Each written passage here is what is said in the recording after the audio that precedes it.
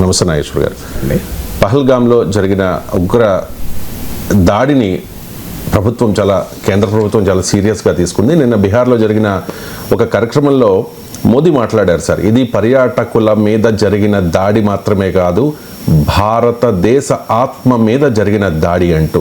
And సాధారణంగా ఇండియాలో మోదీ ఎక్కడ మాట్లాడినా హిందీలో ప్రసంగిస్తూ ఉంటారు, కానీ నిన్న ఇంగ్లీష్లో మాట్లాడారు. Sir, I say to whole world, India will identify and punish every terrorist అంటూ మోదీ ఇంగ్లీష్లో మాట్లాడిన బయట ఒకసారి ప్లే చేయండి.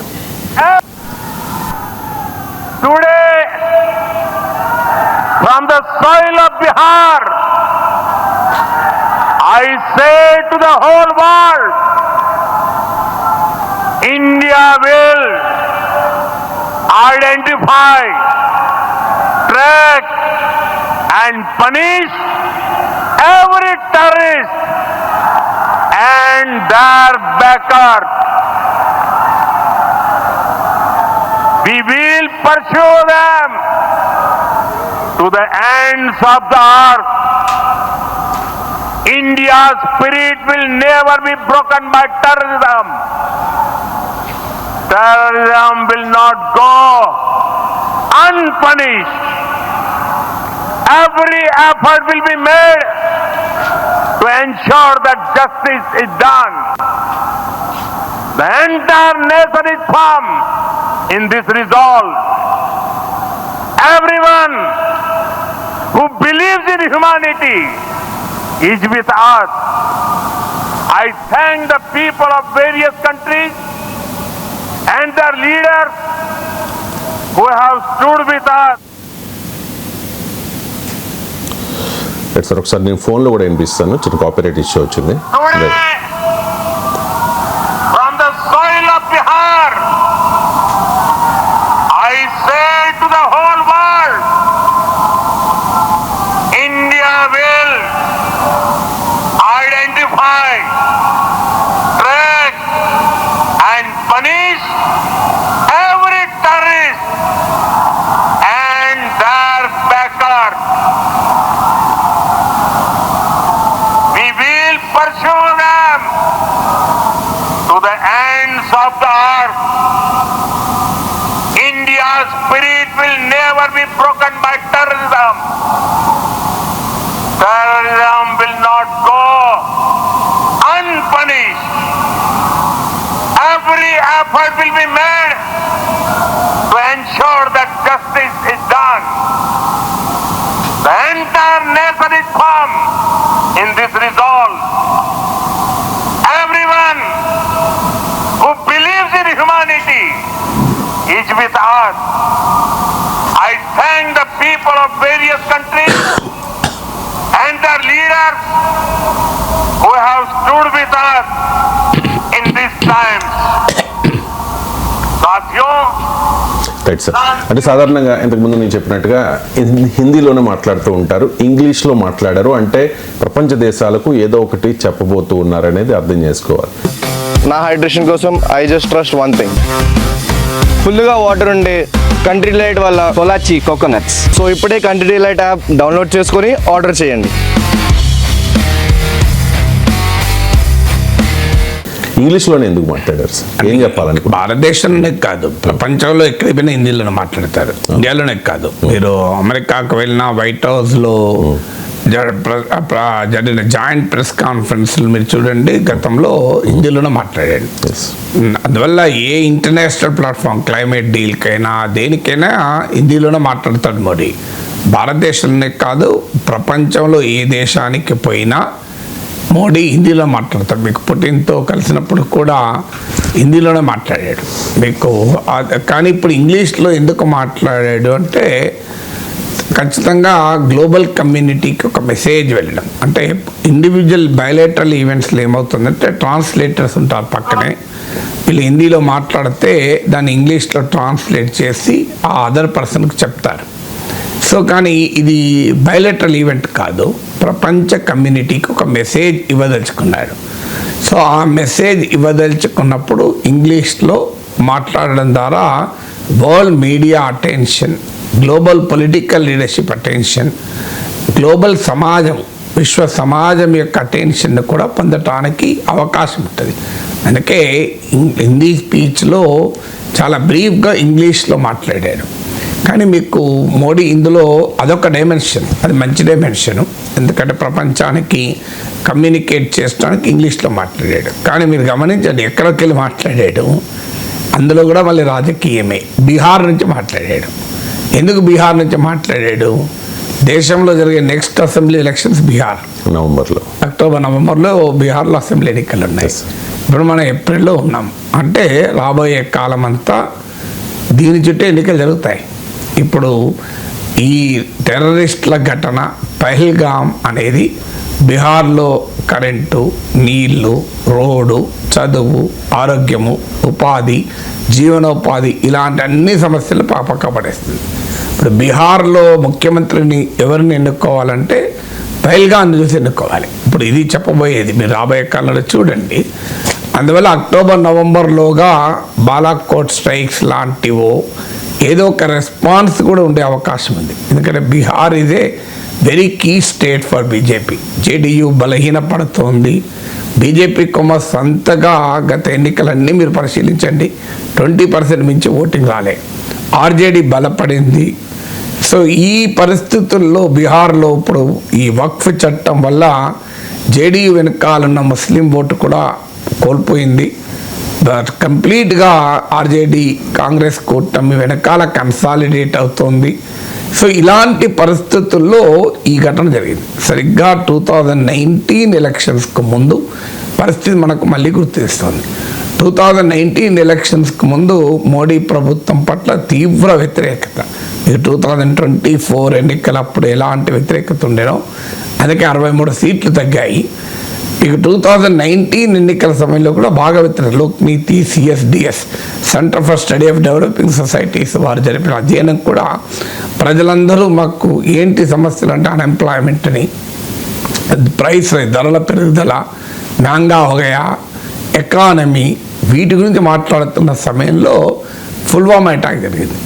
పుల్వామా అటాక్ జరగడంతోనే భారత ప్రభుత్వం బాలాకోట్ స్ట్రైక్స్ జరిపింది. దాంతో మొత్తం ఎజెండా మారిపోయింది. ఎజెండా అంతా దేశంలో ఆర్థిక పరిస్థితి, ఉపాధి, ధరలు వీటి గురించి మాట్లాడుకోలే. దేశ ప్రజలంతా ఎమోషనల్ అయిపోయి పుల్వామా అటాక్ అనేది ఒక పెద్ద ఓటింగ్ అంశం. సత్యపాల్ మాలిక్ అని జమ్మూ కాశ్మీర్ గవర్నర్ ఆయన ఓపెన్గా చెప్పాడు. మోడీ అప్పుడు జిమ్ కార్బెట్ పార్క్లో ఉండే, బయటికి రావడంతోనే నాకు ఫోన్ చేశాడు. ఈ అప్నా గల్తీ హే, ఇది మన తప్పు అని చెప్పాను అంటే చుప్ బయట అన్నాడు అని. అలాగే నేషనల్ సెక్యూరిటీ అడ్వైజర్తో చెప్పాను, ఇది అప్నా గల్తీ హే అంటే చుప్ రహో అన్నాడు అని. ఎందుకన్నారు అప్నా గల్తీ అని ఎందుకన్నారంటే సిఆర్పిఎఫ్ జవాన్లను రోడ్డు మార్గంలో తరలించారు. అంటే హోమ్ మినిస్ట్రీకి సిఆర్పిఎఫ్ వాళ్ళు రాశారు, మాకు ఇట్లా జవాన్లను తరలించడానికి హెలికాప్టర్స్ కావాలని. హోంశాఖ ఇవ్వకపోతే రోడ్డు మార్గాన తరలించాల్సి వచ్చింది. ఇది జమ్మూ కాశ్మీర్ గవర్నర్గా ఆ రోజుల్లో ఉన్న పుల్వామా ఘటన జరిగిన సమయంలో గవర్నర్గా వ్యవహరించిన అతను చెప్పింది. దీన్ని హోంమంత్రిత్వ శాఖ ఎక్కడా ఖండించలేదు, సిఆర్పిఎఫ్ ఖండించలేదు. నిజం, మేము అడగలేదని సిఆర్పిఎఫ్ అనలేదు, మేము ఇవ్వమని అనలేదు అని హోంశాఖ అనలేదు. సో అందువల్ల ఆయన పైన ఈడీ దాడో సిబిఐ దాడో ఏదో జరిగింది అంతే తప్ప కౌంటర్ లేదు ఎక్కడా కూడా. సో ఆయన ఓపెన్గా చెప్పింది, నాకు అప్పుడు అర్థమైంది తమ వైఫల్యాన్నే రాజకీయ వ్యూహంగా మలుచుకోబోతున్నారు అని.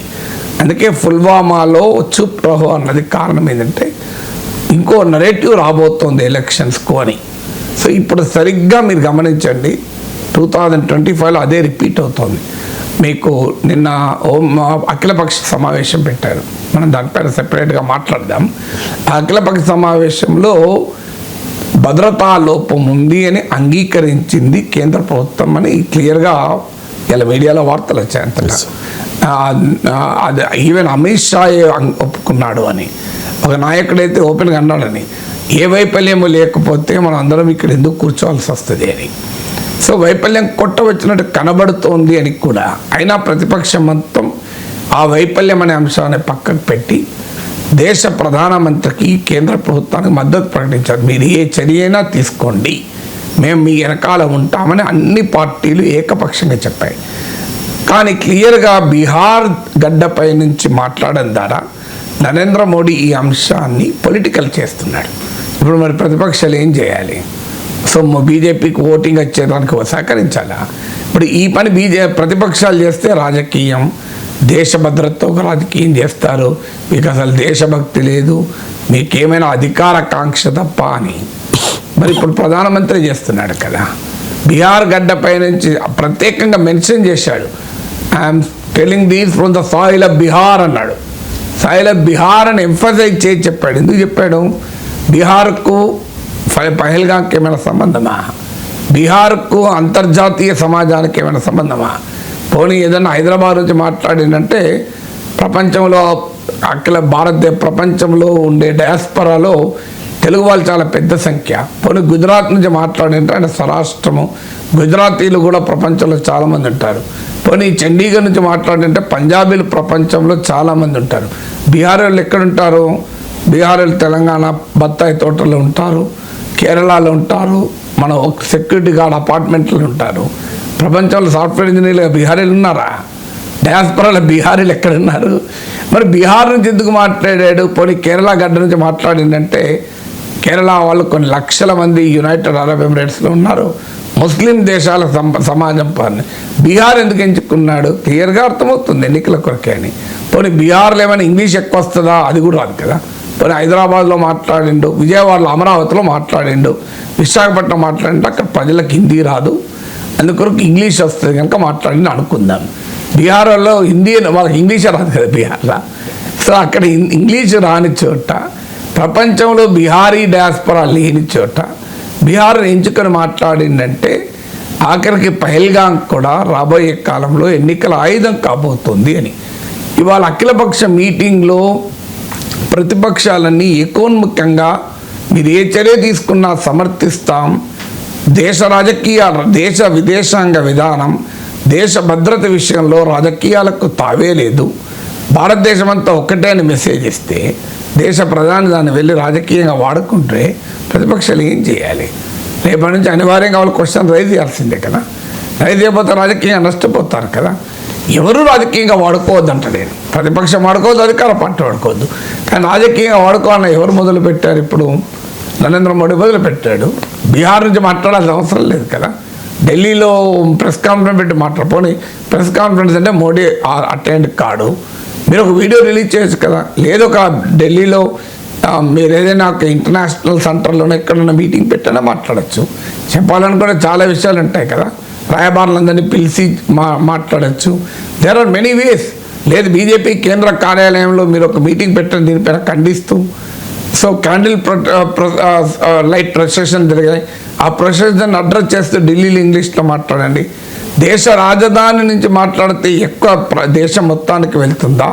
బీహార్ నుంచి మాట్లాడితే ఎక్కువ మొత్తానికి వెళ్తుందా? దేశ రాజధాని నుంచి మాట్లాడితే ప్రపంచానికి ఎక్కువ చేరుతుందా? లేకుంటే మీకు బీహార్ నుంచి వెళ్తుందా? మీరు కావాలంటే parliament special session, 1 day session పెట్టి ఈ ఘటనను ఖండించి ఈ మాట మాట్లాడాల్సిందే. లేదు అఖిలపక్ష మీటింగ్లో మోడీ ఇదే విషయం మాట్లాడి దాన్ని గ్లోబల్గా రిలీజ్ చేయాల్సిందే లైవ్లో. ఇవేవి చేయకుండా బీహార్ గడ్డపై నుంచి ఎందుకు మాట్లాడాడంటే క్లియర్గా దీన్ని రాజకీయం చేయబోతున్నాడు. పహల్గాం అనేది మరో పుల్వామా కాబోతుంది రాజకీయంగానే. మోదీ చాలా అగ్రెసివ్గా మాట్లాడారు సార్. అంటే భావోద్వేగాలు ఉన్నాయి ఇప్పుడు దేశంలో, ఎక్కడ చూసినా కూడా ఏ ఇద్దరు కలిసినా ఇదే మాట్లాడుకుంటూ ఉన్న పరిస్థితి.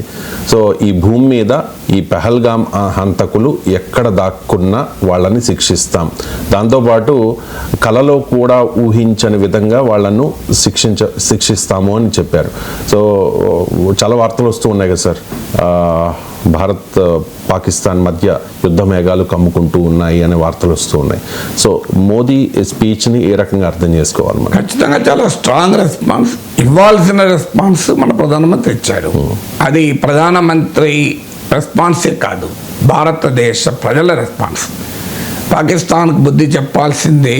నేను అఖిలపక్ష మీటింగ్లో కూడా అన్ని పార్టీలు మీరు పాకిస్తాన్ పైన ఏ చర్య తీసుకున్నా మేము మద్దతు ఇస్తామన్నారు.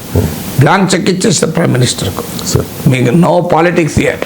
నేనే మొదలు చెప్తున్నాను, ఫారిన్ పాలసీ, నేషనల్ సెక్యూరిటీ, ఇలాంటి విషయాల్లో there is no scope for second opinion. Politics సంబంధమే లేదు అక్కడ.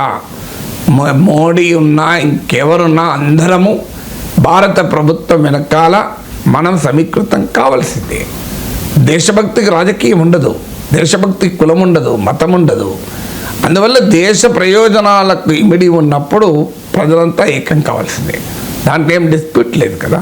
సో అందువల్ల ప్రైమ్ మినిస్టర్ చాలా కాంక్రీట్గా చెప్పారు, భూమి అంచుల వరకైనా వెళ్ళి ఆ తీవ్రవాదులు ఎక్కడున్నా, వారి మాస్టర్స్ ఎక్కడున్నా అన్నాడు. మీరు ఆ వర్డింగ్ చాలా జాగ్రత్తగా మనము చూడాలి, ఎందుకంటే అది చాలా ఇంపార్టెంట్. వారు ఎక్కడున్నా వారి మాస్టర్స్ ఎక్కడున్నా అన్నాడు. ఎందుకంటే వారు ఎక్కడ ఉంటారు, వాళ్ళు ఎక్కడైనా ఉండొచ్చు, మాస్టర్స్ మాత్రం పాకిస్తాన్లో ఉంటారు.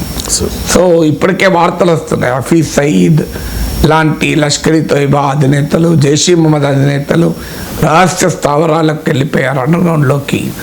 ఈవెన్ కొంతమంది అయితే బంకర్లలో వెళ్ళిపోయారు, సురక్షితమైన బంకర్లలో అని కూడా వార్తలు వస్తున్నాయి. అంటే ఇండియన్స్ బహుశా మనం ఏమైనా ఒసామా బిన్ లాడెన్ పైన అమెరికా దాడి చేసినట్లుగా దాడి చేస్తారన్న అనుమానం ఏమైనా ఉందా? ఎందుకంటే అమెరికా దాడి చేస్తానికి పాకిస్తాన్కు చెప్పకుండానే దాడి చేసిందని వార్తలు వచ్చాయి. బహుశా చెప్పి దాడి కూడా చేయొచ్చు. ప్రభుత్వం చెప్పామని చెప్తే ప్రభుత్వానికి చెడ్డ పేరు వస్తుందని వారు చెప్పకపోవచ్చు, మనకు తెలియదు. ఎందుకంటే అమెరికాకు మిత్రదేశం పాకిస్తాన్. నా హైడ్రేషన్ కోసం I just trust one thing, ఫుల్గా వాటర్ ఉండే కంట్రీ డిలైట్ వల్ల సోలాచి కోకోనట్స్. సో ఇప్పుడే కంట్రీ డిలైట్ యాప్ డౌన్లోడ్ చేసుకొని ఆర్డర్ చేయండి.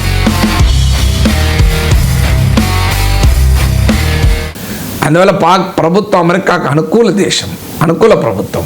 అందువల్ల ఒసామా బిన్ లాడెన్ నిజంగానే పాక్ ప్రభుత్వానికి తెలియకుండా జరిగిందా? Really doubt. పాక్ ప్రభుత్వం తర్వాత తీవ్ర ఆందోళన వ్యక్తం చేసింది, మా సావరిటీని క్రాస్ చేస్తారా, మాకు తెలియకుండా మా దేశాలకు వెళ్తామని కహానీలు, అనే యాక్షన్ మాత్రమే.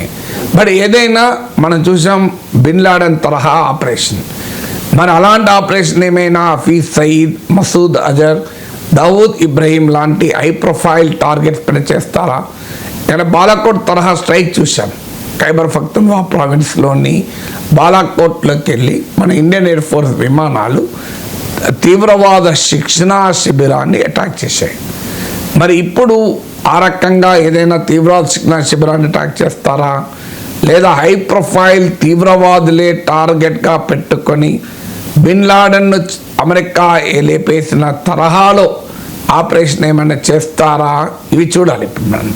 సో అందువల్ల కానీ prime minister tone and tenor చూస్తే ఖచ్చితంగా చాలా సీరియస్ యాక్షనే భారత ప్రభుత్వం తీసుకుంటుంది. ఒక రకంగా తీసుకొని తప్పనిసరి పరిస్థితి కూడా ఉంది. ఎందుకంటే మీకు సర్జికల్ స్ట్రైక్స్, ఆ తర్వాత non military preemptive strikes, Balakot strikes expectations కూడా పెంచింది. ఇప్పుడు ప్రైమ్ మినిస్టర్ నరేంద్ర మోడీని ప్రజలు జడ్జి చేసేటప్పుడు కనీసం బాలాకోట్ తరహా స్ట్రైక్స్ అన్న ఉండాలి అని జడ్జి చేస్తారు. అది లేకపోతే పొలిటికల్లీ కూడా చాలా సమస్యగా మారిపోతుంది. ఎందుకంటే మరి ఏమైంది, ఎందుకు చేయలేదని ఎక్స్పెక్టేషన్ పెంచి ఉన్నారు కదా.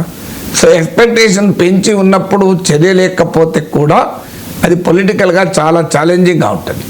ఇది ఎప్పుడు చేస్తుంది అది మనకు తెలియదు. ఇప్పుడైతే ఈ వార్తలు యుద్ధ మేఘాలకు కమ్ముకుంటున్నాయని వార్తలు ఎందుకు వస్తున్నాయంటే కొన్ని డెవలప్మెంట్ జరుగుతున్నది. ఇప్పుడు ఉదాహరణకు ఈ ఐఎన్ఎస్ సూరత్ నుంచి ఇండియన్ నావీ ఒక మిసైల్ ప్రయోగించింది నిన్న. దాన్ని ఇంటర్సెప్టివ్ మిసైల్ అంటారు.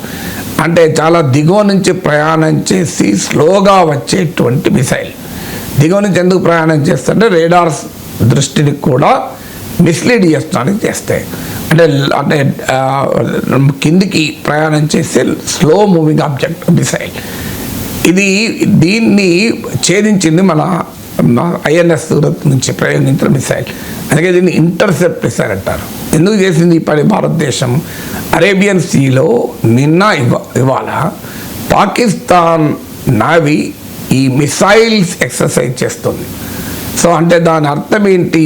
ఎప్పుడైతే భారతదేశం సింధు నదీ జలాల ఒప్పందం, ఇది 6 నదులు వాస్తవంగా, నిన్న 4 అన్నాను కాదు పొరపాటు, జీలం, చినాబ్, మీకు సింధు, 3 వెస్ట్రన్ రివర్స్. ఈ 3 పైన పాకిస్తాన్కి హక్కులు ఉంటాయి.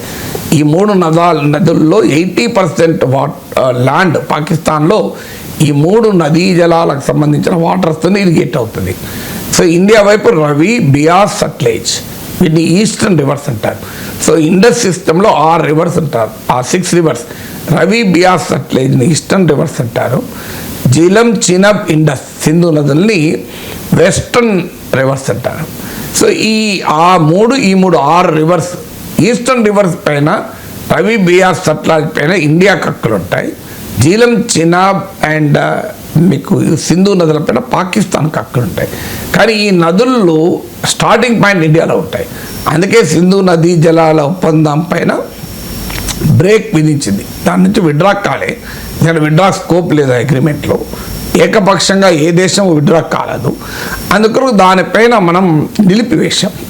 సో నిలిపివేసిన తర్వాత సహజంగానే బాలాకోట్ స్ట్రైక్స్ అనుభవాలు ఉన్నాయి కనుక పాకిస్తాన్ ప్రిపరేషన్ మొదలుపెట్టింది. అందులో భాగంగానే అరేబియా సీలో మీకు ఈ ఎక్సర్సైజ్ చేసేసి మిసైల్ ప్రయోగం. ఎందుకంటే ఆల్రెడీ సిమ్లా ఒప్పందంతో సహా అన్ని ద్వైపాక్షిక ఒప్పందాలని నిలిపివేస్తున్నట్లు పాకిస్తాన్ ప్రకటించింది. ఆల్రెడీ కాల్పుల విరమణ ఒప్పందం ఉండగానే వాటిని ఉల్లంఘించింది. ఇక కొత్తగా నిలిపివేయడం ఏంటి? సో అందువల్ల ఆ పాకిస్తాన్ మిలిటరీ ఎక్సర్సైజెస్ను కౌంటర్గా ఇండియన్ నేవీ కూడా ఈ మిసైల్స్ని ఇంటర్సెప్ట్ చేసే ప్రయోగాన్ని నిన్న విజయవంతంగా జరిపింది. అలాగే Indian Air force war games మొదలుపెట్టింది. రఫేల్ యుద్ధ విమానాల ముందు నడవగా మీకు భారీగా Indian Air force war games నిర్వహించింది. సో దీన్ని ఫ్లెక్సింగ్ మజిల్స్ అంటారు. ఇప్పుడు నరేంద్ర మోడీకి ఉన్న యూఎస్పీ యూనిక్ సెల్లింగ్ ప్రపోజిషన్ ఏంటి అంటే మస్కులార్ ఫారెన్ పాలసీ అంటారు. అంటే ఫారెన్ పాలసీలో డిప్లొమసీ కాదు, అవసరమైతే అగ్రెసివ్గా వెళ్ళి డీల్ చేయడాన్ని మస్కులార్ ఫారెన్ పాలసీ అంటారు. సో చాలా ఈ మస్కులార్ ఫారెన్ పాలసీ ఇప్పుడు ప్రదర్శించక తప్పనిసరి పరిస్థితి. నరేంద్ర మోడీ ఆయన గత విధానాల వల్ల కావచ్చు, ఆయన పార్టీ క్రియేట్ చేస్తున్న కమోషన్ వల్ల కావచ్చు, ప్రజల్లో ఉన్న పబ్లిక్ సెంటిమెంట్ రీత్యా కావచ్చు, ప్రజల్లో పెరిగిన ఎక్స్పెక్టేషన్స్ రీత్యా కావచ్చు, ఈ కారణాల రీత్యా అనివార్యంగా స్ట్రాంగ్ రెస్పాన్స్ ఉండాల్సిందే ఉంటుంది కూడా. నా అంచనా ఉంటుంది. ఏ రూపంలో ఉంటుంది, ఏ సమయంలో ఉంటుంది, నోబడీ నోస్. తెలియాల్సిన అవసరం కూడా లేదు మనకు. సో ఇక్కడ మనం ఆల్రెడీ నిన్న భారత ప్రధానమంత్రి ఇటలీ ప్రైమ్ మినిస్టర్ జార్జియా మెలోనీతో మాట్లాడాడు. అలాగే ఇజ్రాయెల్ ప్రైమ్ మినిస్టర్ బెంజమిన్ నెతన్యాహుతో మాట్లాడాడు. Israel is known for it's counter insurgency operation. ఇప్పుడు ఇజ్రాయెల్ చరిత్ర చూస్తే తన ప్రత్యర్థుల పెద్ద నాయకుల్ని వెళ్ళి అటాక్ చేసింది. మీకు తాజా ఎగ్జాంపుల్ ఏంటంటే ఇరాన్ కొత్త ప్రెసిడెంట్ ప్రమాణ స్వీకారానికి ఫారిన్ గెస్ట్గా హమస్ అధినేత ఇస్మాయిల్ అనియే వస్తే ఆయన గెస్ట్ హౌస్లో ఉండగా బాంబు పేలింది. కెన్ ఇమాజిన్ అంత ఎఫెక్టివ్గా కౌంటర్ ఇన్సర్జెన్సీ ఆపరేషన్ చేయడంలో ఇజ్రాయెల్ ప్రత్యేకత. అది 34 ఏళ్ళుగా ఇజ్రాయెల్ దాంట్లో ఎక్స్పర్ట్. అందులో ఇజ్రాయెల్ నిఘా సంస్థ known for it's notorious abilities. మీకు పాకిస్తాన్ న్యూక్లియర్ సైంటిస్ట్ కార్లో టిఫిన్ పేరింది. సో ఇలా కౌంటర్ ఇన్సర్జెన్సీ ఆపరేషన్ హిజ్బుల్లా వాడేటువంటి పేజర్స్లో ఎక్స్ప్లోజివ్స్ పెట్టి పేలాయి. సో అందువల్ల ఇజ్రాయెల్ ప్రైమ్ మినిస్టర్తో మాట్లాడాడు. సో ఇది ఆల్రెడీ మరి ఏదైనా precise counter insurgency operation India plan చేస్తుందా? ఇప్పుడు బాలాకోట్ స్ట్రైక్స్ ఒక రకమైన ప్రిసైజ్ ఆపరేషన్, సర్జికల్ స్ట్రైక్స్ ఇంకో రకమైన ప్రిసైజ్ ఆపరేషన్. ఇప్పుడు ఏదైనా స్పెసిఫిక్గా ఆ తీవ్రవాద అధినేత లష్కర్ ఖదా, జైష్ మహమ్మద్ వీరి అధినేతల్ని టార్గెట్ చేస్తూ ఏమైనా ఆపరేషన్ ప్లాన్ చేస్తుందా చెప్పలేం మనం. సో ఇందులో అందుకే Italy prime minister Giorgia Meloni యూరప్కు అమెరికాకు మధ్య ఒక బ్రిడ్జ్ లాంటిది. ఆమె యూరప్లో ఉన్న ఏ లీడర్కు ప్రెసిడెంట్ ట్రంప్ దగ్గర అంత పలుకుబడి లేదు. సో ఆమె షీఈ్ ఫేమస్ ఫర్ దాట్. అందులో ఇండియాకు కూడా ప్రైమ్ మినిస్టర్ నరేంద్ర మోడీకి కూడా బాగా మనకు ఇండియా ఇటలీ రిలేషన్షిప్ ఉంది. ప్రైమ్ మినిస్టర్ పర్సనల్గా కూడా డిప్లొమసీ, పర్సనల్ కెమిస్ట్రీ కూడా ఉంది. అందువల్ల జార్జియా మెలోనీతో మాట్లాడారు. బెంజమిన్ నెతన్యాహుతో మాట్లాడారు. తర్వాత మీకు నిన్న మన ఫారిన్ మినిస్టర్ జయశంకర్ G20 మంత్ ఇన్వాయిస్తో కూడా మాట్లాడాడు. అంటే ఈ G20 అంటే మీకు రష్యా, చైనా, ఇంక్లూడింగ్ చైనా కూడా, జర్మనీ, ఫ్రాన్స్, UK వీళ్ళందరినీ పిలిచి ఈ ఇన్సిడెంట్ పైన బ్రీఫ్ చేశారు. ఆల్ పార్టీ మీటింగ్ను రక్షణ మంత్రి నాయకత్వంలో ఆల్ పార్టీ మీటింగ్ జరిగింది. అంటే డొమెస్టిక్ పొలిటికల్ ఒపీనియన్ను కన్సాలిడేట్ చేయడమే కాకుండా international political opinion, international public opinion కూడా మొబిలైజ్ చేసే పని ఇండియా మొదలుపెట్టింది. ఎప్పుడు చేస్తాం, ఏ రూపంలో చేస్తాం, ఏ సమయంలో చేస్తాం, ఏ నేపథ్యంలో దాడి స్పందిస్తాం అన్నది అది మన ఇష్టం. కానీ ఈలోగా ప్రపంచ ప్రజాభిప్రాయాన్ని, ప్రపంచ రాజకీయ అభిప్రాయాన్ని మనం మొబిలైజ్ చేయాలి. దేశంలో రాజకీయ అభిప్రాయం ఎలాగో అనుకూలంగా ఉంది, దేశంలో ప్రజాభిప్రాయం ఎలాగో అనుకూలంగా ఉంది. కానీ ఇంటర్నేషనల్ పబ్లిక్ ఒపీనియన్ కీలకమవుతుంది. ఎందుకంటే రవిశంకర్, ఇక్కడ ఇది 2 దేశాలు న్యూక్లియర్ కంట్రీస్, న్యూక్లియర్ పవర్స్. అణ్వస్త్రాలు కలిగి ఉన్న ఈ 2 దేశాల మధ్య ఘర్షణను ప్రపంచం అంగీకరించదు. మీకు న్యూక్లియర్ ఫ్లాష్ పాయింట్ అంటారు దాన్ని స్ట్రాటజిక్ లాంగ్వేజ్లో. అందువల్ల ఎప్పుడు కూడా ఇరాన్, ఇజ్రాయెల్ మధ్య యుద్ధం వస్తుందంటే ప్రపంచం ఎందుకు వణికిపోతుంది? అందుకే ఇప్పుడు ఇజ్రాయెల్, అమెరికాలు కలిపి హూతీల పైన అటాక్ చేశారు, హిజ్బుల్లా పైన అటాక్ చేశారు, హమాస్ పైన చేస్తున్నారు, సిరియా పైన చేశారు. కానీ ఇరాన్ పైన ఇప్పటికీ చేయలేదు. చూడండి మీరు, ఇరాక్, లిబియా, ఆఫ్ఘనిస్తాన్ల పైన అమెరికా చేసింది. అమెరికా ఇప్పటికీ ఇరాన్ ముట్టుకోలేదు, నార్త్ కొరియా ముట్టుకోలేదు. ఎందుకు ముట్టుకోలేదు? ఆ 2 దేశాలకు అణ్వస్త్రాలు ఉండడమే కారణం. సో అందువల్ల అణ్వస్త్రాలు కలిగి ఉన్న 2 దేశాలు ఇండియా, పాకిస్తాన్. అందువల్ల ఈ 2 దేశాల మధ్య జరిగే ఘర్షణ ఒక లిమిట్ దాటుతోంది అంటే ప్రపంచమంతా న్యూక్లియర్ టెన్షన్ పెరిగిపోతుంది. అందుకొరకు వరల్డ్ లీడర్స్ మనకు తొందరపడకండి, సంయమనం నేర్పుతూ ఉంటారు. కానీ మరి వాళ్ళే చెప్పాలి ఏ రకంగా. మనం ఏం అటాక్ చేయం, let international community boycott Pakistan. మీరు రష్యా, యుక్రెయిన్ పైన దాడి చేస్తే అమెరికా, యూరోపియన్ దేశాలు ఆంక్షలు విధించాయి కదా.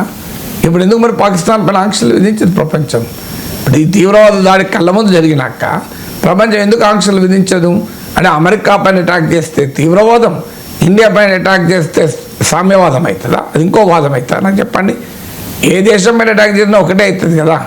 దాని పేరు నువ్వు తీవ్రవాదం. మరి అమెరికా పైన అటాక్ చేస్తున్నావు, ఆంక్షలు పెడతావు, ఇండియా పైన అటాక్ పెడితే ఎందుకు పెట్టవు? అంటే అల్టిమేట్గా టెర్రరిజాన్ని ఎదుర్కోవడంలో కూడా ప్రపంచ దేశాలకు స్వార్థమే ఉంది తప్ప అందరం కలిసి చేయాలని ఎక్కడా లేదు అది. సో అమెరికాకి లేదు, అది ఇంకో దేశానికి లేదు. సో అందువల్ల భారతదేశం ఈ international political and public opinion mobilize చేయాల్సి ఉంటుంది. సో ఆ పని ఆల్రెడీ భారత ప్రభుత్వం మొదలుపెట్టింది.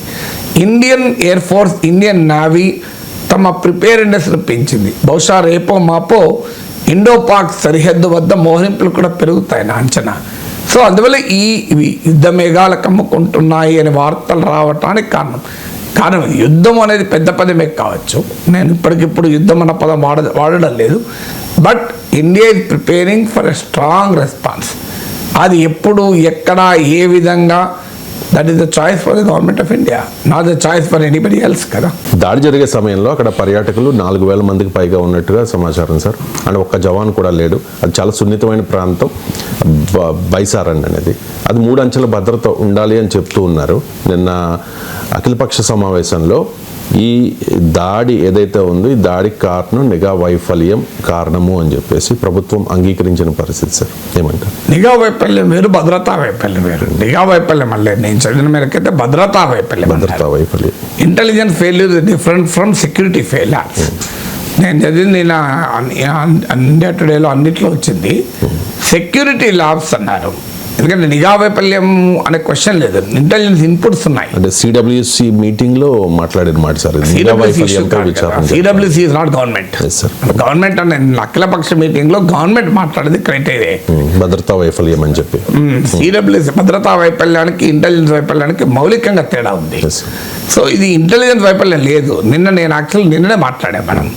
సో నిన్ననే మన చర్చలోనే క్లియర్గా ఇందులో సెక్యూరిటీ ల్యాబ్స్ ఉంది అని మాట్లాడాను. దీనికి ఉదాహరణలు కూడా చెప్పాను నేను. ఒకటి, నిఘా ఇన్ఫర్మేషన్ క్లియర్గా ఉంది. అందుకే ఉంది కనుకనే ఫిబ్రవరిలో మార్చిలో ఒక హై లెవెల్ రివ్యూ కూడా జరిగింది. అంటే ఈ పహల్గాం ప్రాంతంలోనే అటాక్ జరిగే అవకాశం ఉంది అని. ఎందుకు అంటే ఇది అమర్నాథ్ యాత్ర పోయే బేస్ క్యాంప్. 48 కిలోమీటర్స్ ఇక్కడ నుంచి అమర్నాథ్ యాత్రకు. ఇంకో రూట్ ఉంది, అది 14 కిలోమీటర్స్, కానీ అది చాలా స్టీప్గా ఉంటుంది. సో ఈ ప్రాంతం మొదటి నుంచి కూడా సెన్సిటివ్. ఇప్పుడు కాదు, అమర్నాథ్ యాత్ర పైన చాలాసార్లు అటాక్ జరిగింది. సో అమర్నాథ్ యాత్రకు కీలకమైన బేస్ క్యాంప్ ఇది పహల్గాం. సో అందువల్ల ఈ అమర్నాథ్ యాత్ర పైన తీవ్రవాదుల గురి ఉంటుందని మనకు తెలుసు. అమర్నాథ్ యాత్రకు ఆల్రెడీ రిజిస్ట్రేషన్లు మొదలయ్యాయి. ఐ థింక్ జూన్లో అనుకుంటాను, June 3rd స్టార్ట్ అవుతుంది. జూన్లో స్టార్ట్ అవుతుంది అమర్నాథ్ యాత్ర. సో ఆల్రెడీ రిజిస్టర్ మరి ఎందుకు లేదు సెక్యూరిటీ? నిన్న కూడా నేను అన్నాను, నిన్న మరి 4,000 మంది పర్యాటకులు ఉన్న చోట 4 జవాన్లకు కూడా ఎందుకు లేరు అంటే ఇది చాలా పెద్ద భద్రతా లోపం కదా. మనకు కాశ్మీర్ అంతటా కూడా భారీగా జవాన్లు ఉంటారు. మీరు వెళ్ళండి, చార్మినార్ దగ్గర జవాన్లు ఉంటారో చూడండి. మీరు హైదరాబాద్లో చార్మినార్ దగ్గరే మీకు జవాన్లు ఉంటారు. నా హైడ్రేషన్ కోసం I just trust one thing, ఫుల్గా వాటర్ ఉండే కంట్రీ డిలైట్ వల్ల పొలాచి కోకోనట్స్. సో ఇప్పుడే కంట్రీ డిలైట్ యాప్ డౌన్లోడ్ చేసుకొని ఆర్డర్ చేయండి.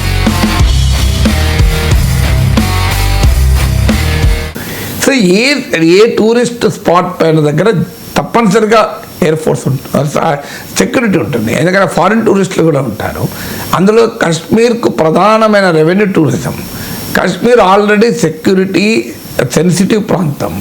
మరి ఎందుకు ఇక్కడ 4,000 మంది పర్యాటకులు ఉండగా మరి భద్రతా బలగాలు లేవు? దీనికి ఒక థియరీ ఏమొచ్చిందంటే అది ఆన్ ఫూటే వెళ్ళాలి, లేదంటే గుర్రాల మీద వెళ్ళాలి. 4,000 మంది పర్యాటకులు వెళ్ళినప్పుడు భద్రతా బలగాలు వెళ్ళలేవా? వాళ్ళ గుర్రాస్వారి తెలియదా? కనీసం పర్యాటకులకైనా ఎవరెవరు గుర్రం నడిపేవాడు కావాలి. జవాన్లకు గుర్రం నడిపే వాళ్ళు అవసరం లేదు. సో జవాన్ల ట్రైనింగ్లోనే గుర్రస్వారి ఉంటుంది కంపల్సరీగా. ఆర్మీ ట్రైనింగ్లో ఉంటుంది అది. ఆర్మీ ఎందుకు? ఐఏఎస్ ఆఫీసర్ల ట్రైనింగ్లో ఉంటుంది. నేను నేషనల్ అకాడమీ ఆఫ్ అడ్మినిస్ట్రేషన్ ముస్సోరీలో పాఠాలు చెప్పిన నేనే స్వయంగా చూశాను. ఐఏఎస్ ప్రొఫెషనల్స్కు హార్స్ రైడింగ్ ట్రైనింగ్ ఉంటుంది. సో ఎందుకంటే వాళ్ళు డిస్ట్రిక్ట్ మెజిస్ట్రేట్గా పనిచేస్తారు కనుక హార్స్ రైడింగ్ కూడా ట్రైనింగ్ ఉంటుంది వాళ్ళకు. సో ఐఏఎస్ ఆఫీసర్లకు హార్స్ రైడింగ్ ట్రైనింగ్ ఉన్నప్పుడు జవాన్లకు ఉండదా? మరి అక్కడికి ఎందుకు వెళ్ళలేదు వాళ్ళు? సాధారణ పర్యాటకులు కాలినడకలు వెళ్ళగలిగినప్పుడు జవాన్లు వెళ్ళలేరా? ఎందుకంటే మన సెక్యూరిటీ ఫోర్సెస్కు సియాచన్లోనే పనిచేస్తారు కదా. సియాచన్ మంచు కొండల్లో -50 degreesలో పనిచేయగలిగేటువంటి గడ్డ కట్టుకునే ప్లేస్లో పనిచేయగలిగేటువంటి ఆర్మీ భారత్కుంటే పహల్గాంలో ఎందుకు పోలేరు? అక్కడ క్లియర్గా మాకు కనబడుతుంది చుట్టూ ఫారెస్ట్ ఏరియా, లోయలు. సో తీవ్రవాదులు ఎప్పుడైనా పర్వత శ్రేణులు, అడవులు ఉంటే చాలా సులభంగా రాగలిగరు, తప్పించుకుంటారు. సో అక్కడున్న టోపోగ్రఫీ చూసినా it is prone to terrorist attack. అది మరి ఇంకో ముఖ్యమైన అంశం ఏంటంటే ఇటీవల కాలంలో ఆర్టికల్ 370 రద్దయ్యాక కాశ్మీర్లో భద్రతా బలగాలు కంచుకోటగా మారాక తీవ్రవాదం స్ట్రాటజిక్గా జమ్మూ వైపుకి షిఫ్ట్ అయింది. మీరు గమనించండి, ఇప్పుడు ఈ పహల్గాం అనంతనాగ్ జిల్లాలో ఉంటుంది.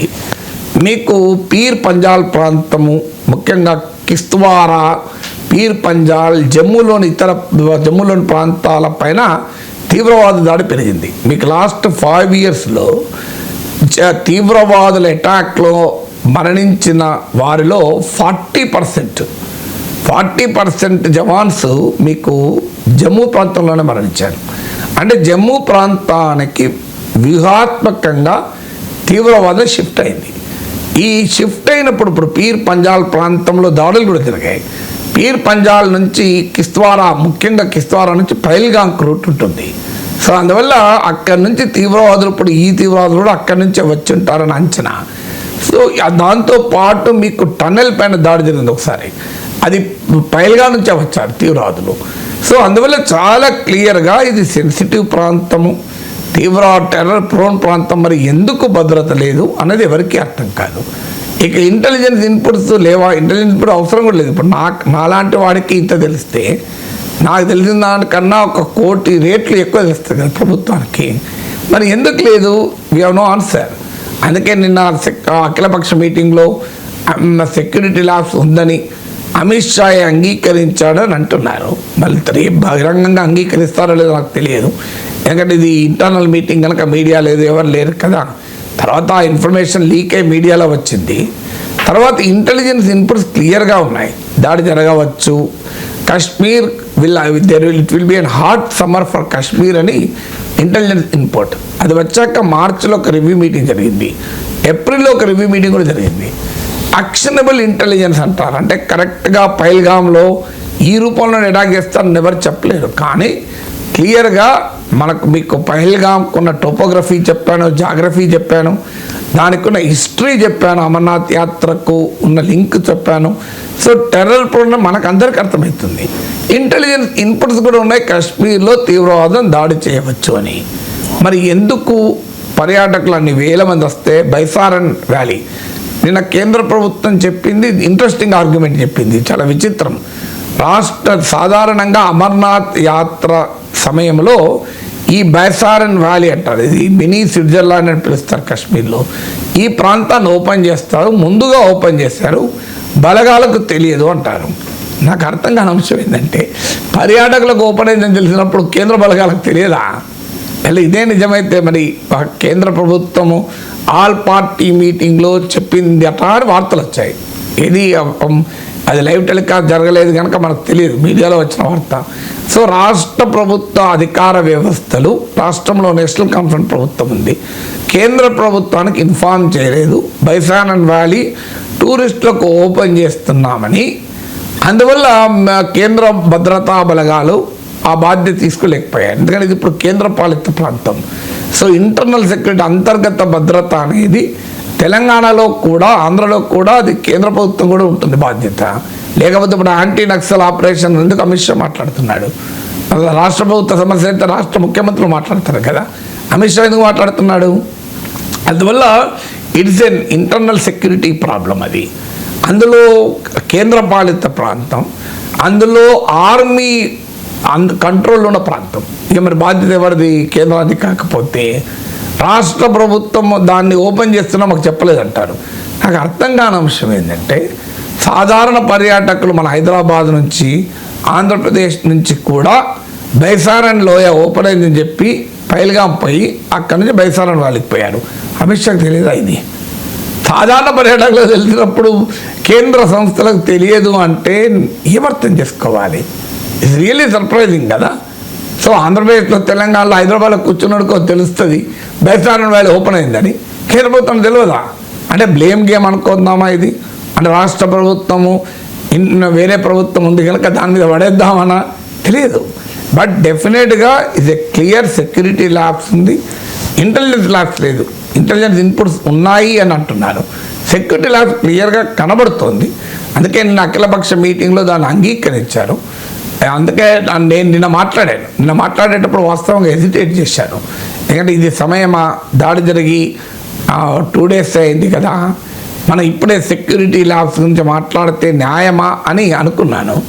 కానీ గ్లేరింగ్గా కనబడుతోంది కనుక అందుకే ఇది నా అనుమానము అన్నాను నిన్న. ఇది నా విమర్శ కాదు, ఇది విమర్శలకు సమయం కాదు, అనుమానం మాత్రం నాకు వస్తోంది అన్నాను. అనుమానం నిజమని ఇవాళ వార్తలే చెప్తున్నాయి కదా. అఖిలపక్ష మీటింగ్లోనే కేంద్ర ప్రభుత్వం అంగీకరించింది అని ఇవాళ అన్ని పత్రికల వార్తలు వస్తున్నాయి. అంటే నేను నిన్న అఖిలపక్ష మీటింగ్ అన్న ముందే నా అనుమానాన్ని వ్యక్తం చేశాను.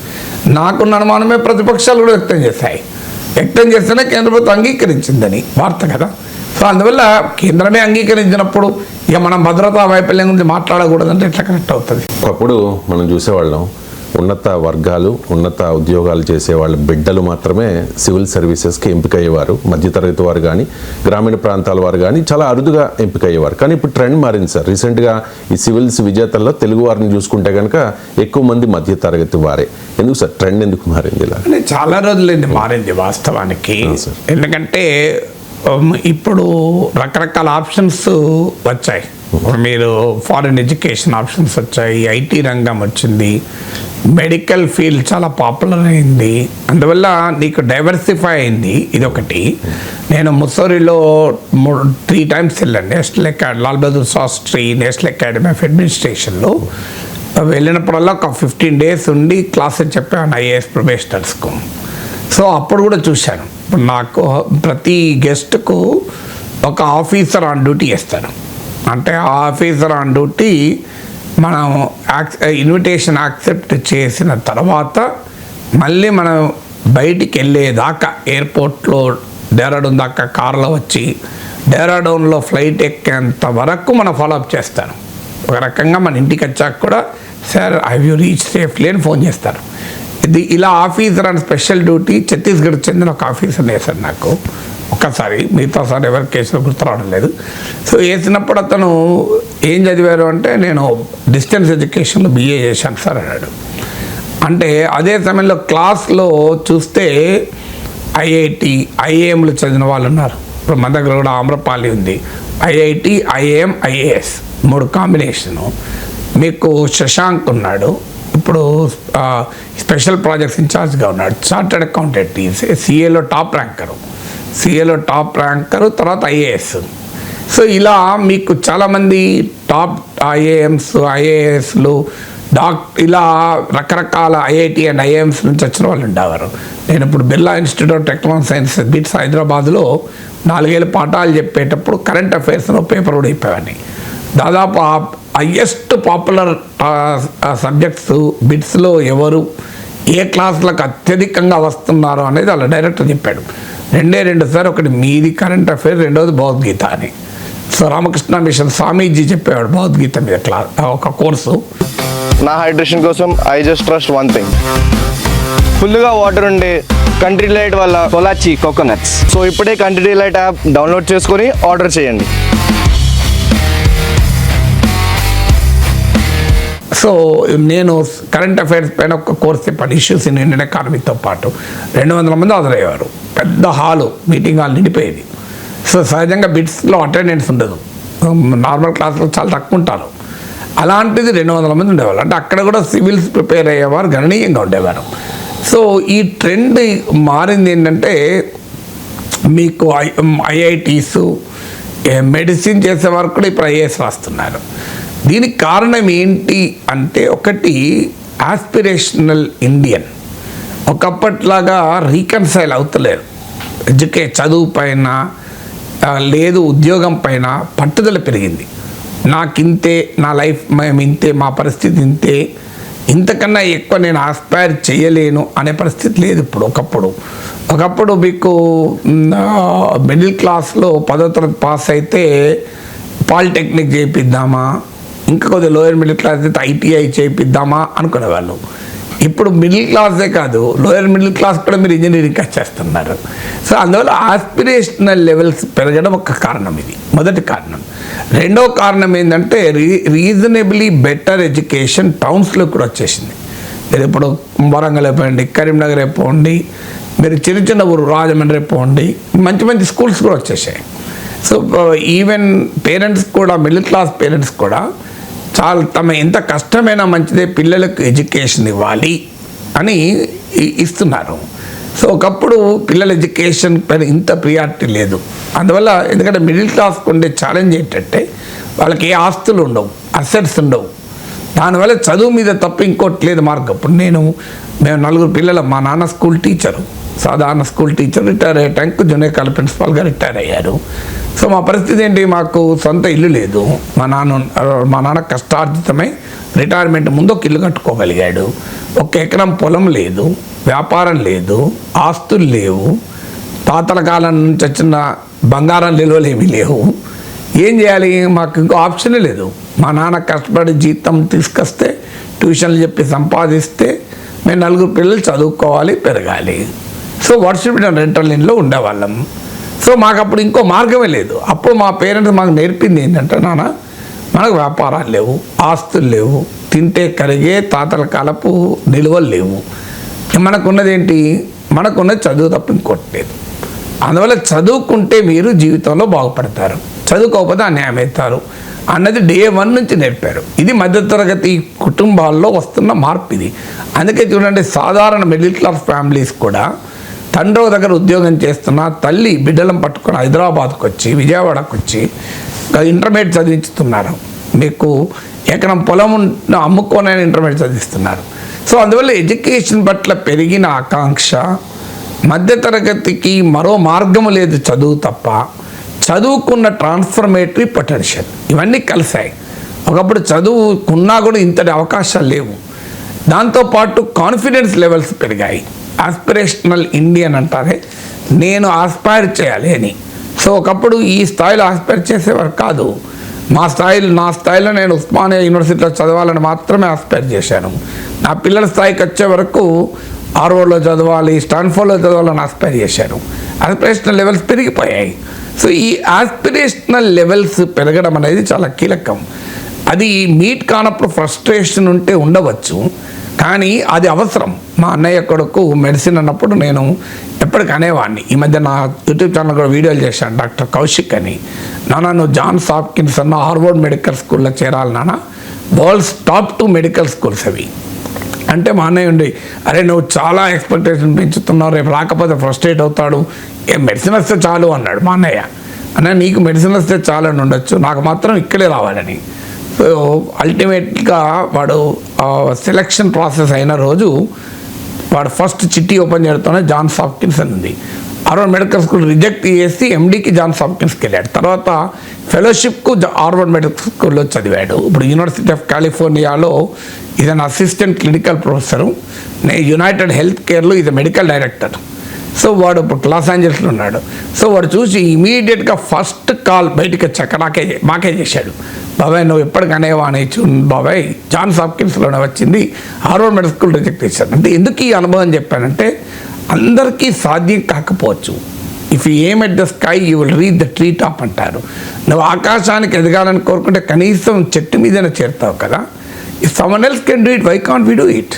వేరే వాళ్ళు చేయడం మనం ఎందుకు చేయలేమండి. నాకు ఇప్పటి గుర్తు 77లో మా నాన్న illustrated weekly off India first time ఒక ఇంగ్లీష్ పత్రిక మా ఇంటికి పట్టుకొచ్చాడు.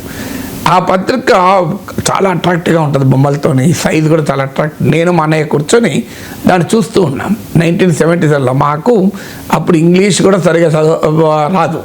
చూస్తూ అవి చూస్తే నేను చూసి అన్నయ్య ఇలా రాయాలి నాన్న అన్నయ్య అంటే మావాడు ఉండి బాగా బలుపున్నసరా నీకు ఇలా రాస్తావురా, ఇది చదువుతా అర్థమైతే లేదు నీకు అన్నాడు.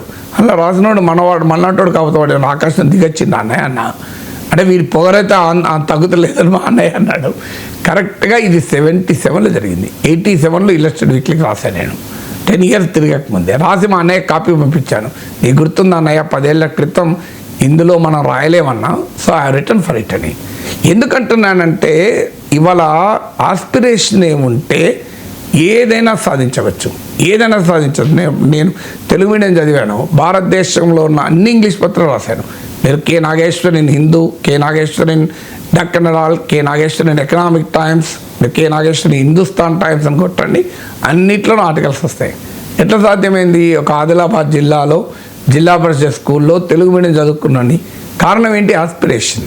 నా ఎక్స్పీరియన్స్ ఎందుకు చెప్తున్నానంటే ఆస్పిరేషన్, ఆ బలమైన కోరిక మీలో ఉంటే, సత్యానాథెల్ అంటాడు have a dream, chase it, constantly improve to achieve it అంటాడు.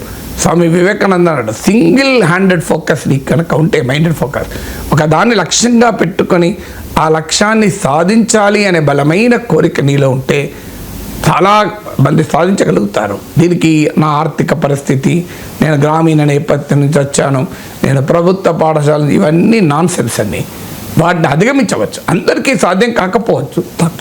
కానీ ఆశించలేనప్పుడు, ఆకాంక్షించలేనప్పుడు, కళలలోనైనా ఎవరెస్ట్ శిఖరం ఎక్కుతానని కలగనలేనివాడు ఎవరెస్ట్ శిఖరంకి ఎప్పుడు పోతాడండి?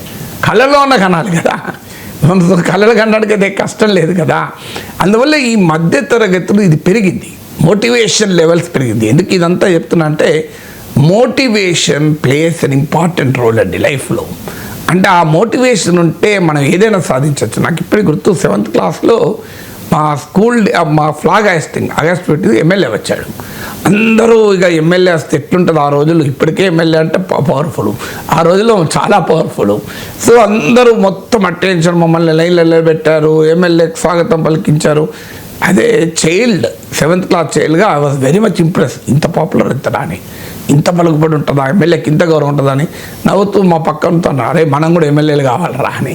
అరే మనం ఎట్లా ఎమ్మెల్యే అవుతాం రా అని తిట్టిన్నాను మా క్లాస్మేట్. సరిగ్గా ఇది 78లో జరిగింది, 77లో. ఇది 7th క్లాస్లో నేనున్న సమయంలో 2007, 30 ఏళ్ళ తర్వాత I became an MLC. So అనుభవం చెప్తున్నాను. 2 times నేను 2 times గెలిచాను. 1984లో నేను ఇండియన్ ఎక్స్ప్రెస్లో ఇంటర్న్షిప్ చేశాను. చేసేటప్పుడు ఉదయం 7:30కి వెళ్ళాను ఓ రోజు, ఎందుకంటే నాకు ఎడిటర్ చైర్లో కూర్చోవాలని కోరిక. సో బట్టి టైంలో కూర్చోనియ్యారు కదా. సో ఊడ్చే జనం స్వీపర్స్, జిఎస్ భార్గవ అని ఫేమస్ ఎడిటర్ ఉండే. సో ఆయన రూమ్ ఉండే, ఆ రూము ఎడిటర్ రూమ్ నార్మల్ టైంలో లాక్ ఉంటుంది. ఉదయం 7:30కి పోతే స్వీపర్లు ఊడుస్తారు కదా, ఆ ఊడ్చే టైంలో వెళ్ళి అక్కడ డోర్ క్లోజ్ చేసుకొని బెడం పెట్టుకొని ఆ ఎడిటర్ చైర్లో కూర్చొని ఆయన ముందర పెన్ ఉండే, పెన్ స్టాండ్, పెన్ తీసుకొని ఇట్లా అని ఒక 2 నిమిషాలు, అప్పటికి ఇంకా సెల్ఫీలు లేదు, మొబైల్ ఫోన్ లేదు, ఇట్లా ఎడిటర్ కావాలి అనుకొని వచ్చాను. This happen in 84. ఒక 30 ఏళ్ళు అవుతే 2014లో నేను ఇంగ్లీష్ పేపర్కి ఎడిటర్ అయ్యాను. ఎందుకు అనుభవం ఇవన్నీ చెప్తున్నానంటే, యూ హ్యావ్ అన్ ఆస్పిరేషన్ ఉంటే సాధించగలం. Impossible is in the dictionary of fools అంటారు. కేవలం అవివేకులు మాత్రమే అసాధ్యం అని భావిస్తారు. మనిషికి ఉన్న శక్తి సామర్థ్యాలతో అన్నీ సాధ్యం కాకపోవచ్చు, నేను ఒప్పుకుంటాను. నాకు కూడా పార్లమెంటుకు పోవాలి, రాజ్యసభలో నా వాయిస్ వినిపించాలి, భారతదేశం మొత్తం వినేలా నా వాయిస్ వినిపించాలని కోరుకుంది. కానీ నేను ఏ పార్టీలో చేరినప్పుడు నేను రాజ్యసభ పోలే, నాకు తెలుసు ఆ లిమిట్. కోరుకున్నది రాజ్యసభ కూడా ఎలక్షన్ ఉంటే పోయేవానేమో, కానీ లేదు అవకాశం, నేను ఏ పార్టీలో చేరను. సో నాకు అది అవకాశం వచ్చినా, పార్టీలు అవకాశం ఇచ్చినా నేను తీసుకోలేదు. సో అందువల్ల నో రిగ్రెట్. మనం సాధించలేకపోతే బాధపడాల్సిన అవసరం లేదు, కానీ సాధించగలం అనే అవకాశాన్ని మాత్రం ఆస్పైర్ చేయాలి. ఇది మిడిల్ క్లాస్ ఇవాళ ఐఏఎస్లో పెరగటానికి ఈ ఆస్పిరేషన్. నేను ముస్సోరిలో క్లాసులు చెప్పినప్పుడు వాళ్ళందరినీ ఇంటర్వ్యూలు చేస్తే నాకు వచ్చిన ఎసెన్స్ ఇది. ఒక బర్నింగ్ డిజైర్, ఒక మోటివేషన్, ఇది వాళ్ళని అక్కడ దాకా రప్పించింది. అందువల్ల మీరు అన్నారే ఉన్నత వర్గాలకే పరిమితం అనుకున్నది కాస్త సామాన్య మధ్యతరగతి ఎందుకు వచ్చింది అన్నది ఈ క్వశ్చన్ ఇవాళ నేను చూశాను, ఈనాడులో పేజ్ 1లో వచ్చింది. నాకు ఈ క్వశ్చన్ 2007 కన్నా ముందే వచ్చింది. నేను అప్పుడు ముస్సోరిలో అడిగాను ఒక్కొక్కరిని, మీకు ఐఏఎస్ కావాలన్న కోరిక ఎందుకు వచ్చింది అని. అందులో అత్యధికులు చెప్పింది మోటివేషన్, ఆస్పిరేషన్, బర్నింగ్ డిజైర్. అది సింగిల్ మోస్ట్ ఫ్యాక్టర్. మిగతా ఫ్యాక్టర్స్ అన్నీ నెక్స్ట్. ఇప్పుడు టెక్నాలజీ పెరిగిన తర్వాత నీకు కోచింగ్ తీసుకోలేని, డబ్బులు లేకపోయినా ఇబ్బంది లేదు. ఆన్లైన్లో నీకు బోలెడంత మెటీరియల్, బోలెడంత content. So absolutely no need. ఒకప్పుడన్నా నీకు హయ్యెస్ట్ కోచింగ్ ఉండాలి అనే ధోరణి ఉండే, ఇప్పుడు అది కూడా లేదు. ఆన్లైన్లో నీకు ప్రతి ఒక్కటి అందుబాటులో ఉంటుంది. ఆన్లైన్లో నీకు ప్రపంచ ప్రఖ్యాత విశ్వవిద్యాలయాల్లో ప్రొఫెసర్లు చెప్పిన పాఠాలు వినొచ్చు. స్కై ద లిమిట్, ఆస్పైర్, అంతే. అది మిడిల్ క్లాస్ ఎమర్జ్ కావటానికి కారణం. అది వాళ్ళలో పెరిగిన ఆ ఆస్పిరేషనల్ ఇండియన్ మనం మిడిల్ క్లాస్లో చూస్తున్నాం. సో అందువల్ల అది కరెక్ట్గా ట్రిగర్ అయింది కనుకనే ఇవాళ మిడిల్ క్లాస్ పెద్ద ఎత్తున సివిల్ సర్వీసెస్లోకి రావటానికి. ఇందులో ఇంకో ట్రెండ్ కూడా ఉంది. సాఫ్ట్వేర్ ఇంజనీర్లలో కూడా సమాజం పట్ల ఉండే కమిట్మెంట్ వల్ల క్వశ్చన్స్ ఏర్పడుతున్నాయి. నేను బిట్స్లో చూశాను, అంత టెక్నాలజీ బిట్స్ స్టూడెంట్స్ అంటే మీకు ఎవరేజ్ సాలరీ చాలా కలుముసుకొని 10 లక్షల సాలరీ ఉంటుంది, మినిమం 10 lakhs సాలరీ ఉంటుంది మినిమం. అంతకన్నా తక్కువ దాదాపు ఎవరికి ఉండదు. 10 ఏంది అసలు నిజంగా చెప్పాలంటే 15 lakh కన్నా మినిమం ఉంటుంది. సో బిట్స్లో చదివారంటే బ్రాండ్ వాల్యూతో 10 లక్షలు ఇయర్లీ. అలాంటి మరి ఐఏఎస్ ఎందుకు పోతున్నారు? ఐఏఎస్కి స్టార్టింగ్ సాలరీ ఎంత? మన సాఫ్ట్వేర్ ఇంజనీర్ సాలరీతో పోలిస్తే చాలా తక్కువ. చాలామంది తెలియదు అది. శాలరీ తక్కువనే ఎందుకు పోతున్నారు? మీరు అనొచ్చు, సార్ సంపాదించవచ్చు. అందరూ అట్లా కాదు. సంపాదించిన ఐఏఎస్ ఆఫీసర్లు కూడా ఉన్నారు, చాలామంది ఉన్నారు. జీవితంలో ఏమీ సంపాదించిన ఐఏఎస్ అధికారులు, సిన్సియర్ ఆఫీసర్స్ కూడా ఉన్నారు. సో అందువల్ల ఎందుకు అంటే మేము ఎవరికి పనిచేస్తున్నాం, ఏ కంపెనీకి పనిచేస్తున్నామో అది తెలియదు. సిస్టమ్ ముందు కూర్చొని ప్రజలకు సంబంధం లేకుండా, ఎవరితో సంబంధం లేకుండా ఇదేంటి మేము ఇంపాక్ట్ క్రియేట్ చేయాలి, సొసైటీ పైన ఇంపాక్ట్ క్రియేట్ చేయాలి అన్న డిజైర్ పెరుగుతుంది ప్రజల్లో, యూత్లో పెరుగుతుంది. అందుకే మీరు గమనించండి, స్టార్టప్ల పట్ల క్రేజీ పెరిగింది, వాలంటరిజం పట్ల క్రేజీ పెరిగింది, చారిటీ పట్ల ఇంట్రెస్ట్ పెరిగింది, యాక్టివిజం పెరుగుతోంది, సంథింగ్ డిఫరెంట్ చెయ్యాలి అనే కోరిక బాగా పెరుగుతోంది. కారణం ఏంటంటే ఈ ట్రెండ్ మారింది. What is my commitment to society. నేను ఎంతకాలం ఈ సిస్టమ్ ముందు కూర్చొని నేను ఎవరికి పనిచేస్తున్నా, నా క్లయింట్ ఎవడో తెలియదు, నా మాస్టర్ ఓనర్ ఎవడో తెలియదు, ఓన్లీ పేస్లిప్లో కొరకు పనిచేయాలన్నా, నేను సమాజం పైన ప్రభావం చూపాలి కదా, ప్రజల జీవితాలని మార్చాలి కదా అనే కోరిక కూడా పెరిగింది. ఇది కూడా మిడిల్ క్లాస్ బిడ్డల్ని సివిల్ సర్వీసెస్ వైపుగా నడిపిస్తోంది. పాడుతా తీగ ప్రోగ్రాంలో ఎలిమినేట్ అయిన తర్వాత ప్రవస్తి ఆరాధ్య మ్యూజిక్ డైరెక్టర్ కీర్వాణి అలాగే సింగర్ సునీత మీద కొన్ని ఆరోపణలు చేసింది సార్. అది పెద్ద ఇష్యూ అవుతోంది. ముందుగా ఈ ప్రవస్తి ఆరాధ్య చేసిన ఆరోపణలు రౌండ్ వచ్చేసరికి ఫస్ట్ చంద్రబోస్ గారు లేచి వెళ్ళిపోయారు. నాకు పని ఉంది, హ్యావ్ టు గో, అది నిజమో కాదో ఎవరికి తెలీదు. But he left. మంచిగా హ్యాపీగా వెళ్ళిపోయారు ఆయన. కరెక్ట్ 5-6 ఉన్నప్పుడు కీరవాణి సార్ ఈయన కూడా లేచి వెళ్ళిపోయారు. హీ వాజ్ లైక్ నాకు ఈ టెన్షన్ నా వల్ల కాదు, నాకు ఇంకేం సంబంధం లేదని లేచి వెళ్ళిపోయారు. బికాస్ ఆయన మనస్సాక్షికి తెలుసు అక్కడ. సో లేచి వెళ్ళిపోయారు. కానీ సునీత గారు మాత్రం అఫ్ కోర్స్ నా మీద అంత గ్రడ్జ్ ఉన్నప్పుడు నేను ఎలిమినేట్ అవ్వడం చూడాలి కదా. సో ఆవిడ మాత్రం అలానే కూర్చున్నారు, ఎంత ఒక ఈవిల్ స్మైల్ తో ఫేస్ మీద. I still remember that face. నా మైండ్ లో తిరుగుతుంది అది.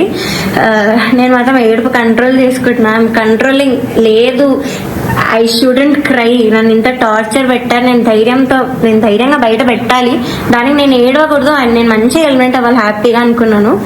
సో నేను మాత్రం మంచి స్మైల్ పెట్టుకొని నించున్నా. అయితే లాస్ట్ ముగ్గురు ఉన్నాం. లాస్ట్ కి ఒకరు సేవ్ అయ్యారు, నేను ఇంకా ఇంకొక అన్న ఎలిమినేట్ అయిపోయాము. ఇద్దరం ఎలిమినేట్ అయ్యాము.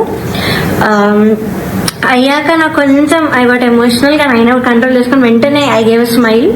అయితే my mother she saw all of these కదా. సో ముందు నుంచి తట్టుకుంటూ వస్తున్నాం, ఇంకా తన వల్ల కాలేదు. సో మా మదర్ స్టేజ్ మీదకి వచ్చి నన్ను తీసుకెళ్ళిపోవడానికి ట్రై చేశారు. అక్కడి నుంచి ఆ ట్రాఫీ ఇవేం తీసుకోవద్దు, వెళ్ళిపోదామని. సో అదే ఎమోషనల్ మైండ్ సెట్ తో సునీత గారి దగ్గరికి వెళ్ళి ఎందుకు ఇంత అన్యాయం చేశారు అని ఇలానే అనింది మా మదర్. బట్ సునీత గారు ఆవిడ రిప్లై మాత్రం నువ్వు వెళ్ళి ఇక్కడ ముందు ఇక్కడి నుంచి దయచేయి అనింది. ముందు ఇక్కడి నుంచి బయటకు వెళ్ళిపో అన్న వేలో ఆవిడ మాట్లాడారు. ఇలానే నువ్వు అన్నారు, which was very very cheap. అసలు ఎవరు ఎక్స్పెక్ట్ చేయరు అలాంటి జడ్జ్ నుంచి ఇలాంటి మాటలు వస్తాయని. నేను కూడా ఎలిమినేట్ అయిన షోస్ కూడా ఉన్నాయి. నేను తమిళ్లో వాడి ఎలిమినేట్ అయ్యాను టాప్ 5 లో. హాఫ్ మార్క్లో ఎలిమినేట్ అయ్యాను అది కూడా. అప్పుడు మేమేమి ఇలా ఎమోషనల్ అయితే ఏం చేయలేదు. బికాస్ ఆ జడ్జెస్ అంత బాగా మాట్లాడారు కాబట్టి మాతో. చిత్రమ్మ ఎంత బాగా మాట్లాడతారు, ఇప్పుడు కూడా ఎంత బాగా ట్రీట్ చేస్తారు. ఆవిడ కాల్ చేసి కూడా మాట్లాడాను నేను ఎలిమినేట్ అయ్యాక. మమ్మీతో మాట్లాడారు, మనో సార్ కాల్ చేశారు, మాల్గుడి సుబ్బమ్మ మాట్లాడారు. అలా మాట్లాడతారు కానీ నువ్వు ఇక్కడి నుంచి వెళ్ళిపో, దయచేయి ఇక్కడి నుంచి దయచేయి అని అలా చెప్పారు ఆవిడ. అలాంటి వాళ్ళని మీరు ఇక్కడ ఎంత హైప్ చేసి పైన పెడతారు. I don't understand why. ఇప్పటికైనా మీకు అర్థం కావాలి వాళ్ళ గురించి. ఇంకా నా హైడ్రేషన్ కోసం I just trust one thing, ఫుల్గా వాటర్ ఉండే కంట్రీ డిలైట్ వల్ల సోలాచి కోకోనట్స్. సో ఇప్పుడే కంట్రీ డిలైట్ యాప్ డౌన్లోడ్ చేసుకొని ఆర్డర్ చేయండి.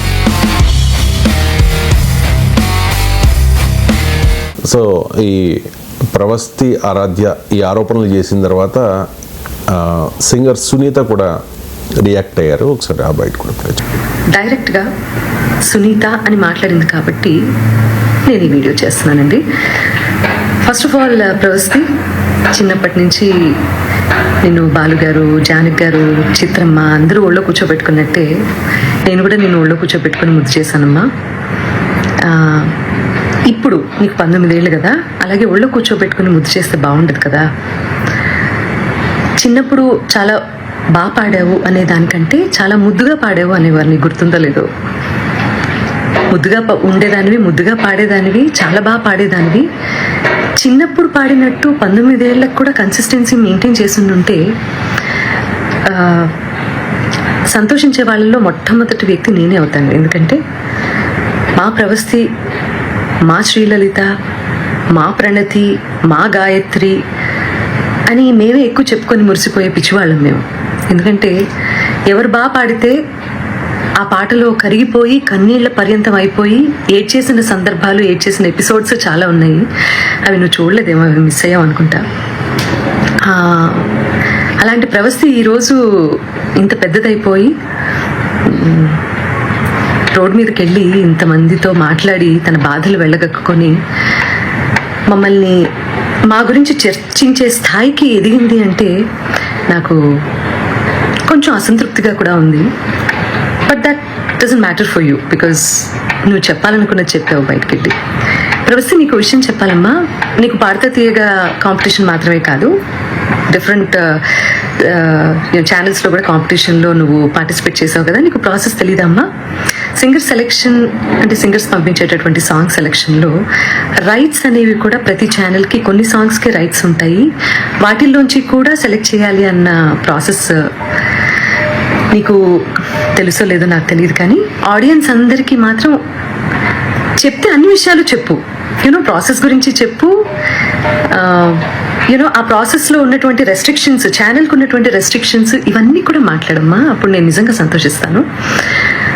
సో ఛానల్ కండి కపుల్ ఆఫ్ రెస్ట్రిక్షన్స్ ఉంటాయి మ్యూజిక్ని డిప్లాయ్ చేయడానికి, అంటే మ్యూజిక్ని వాడుకోవడానికి. అన్ని పాటలకి రెస్ట్రిక్షన్, అన్ని పాటలకి లీనియన్స్ ఉండదు. కాబట్టి ఏంటంటే వీళ్ళు పార్టిసిపెంట్స్ ఇచ్చే సాంగ్ లిస్ట్లో వేటికైతే రైట్స్ ఉంటాయో అవి మాత్రమే కాంపిటీషన్లో పాడాల్సి ఉంటుంది. అవి నచ్చ చెప్తాం కూడా ప్రతిసారి. నచ్చ చెప్తా అంటే నేను కాదండి, మేనేజ్మెంట్.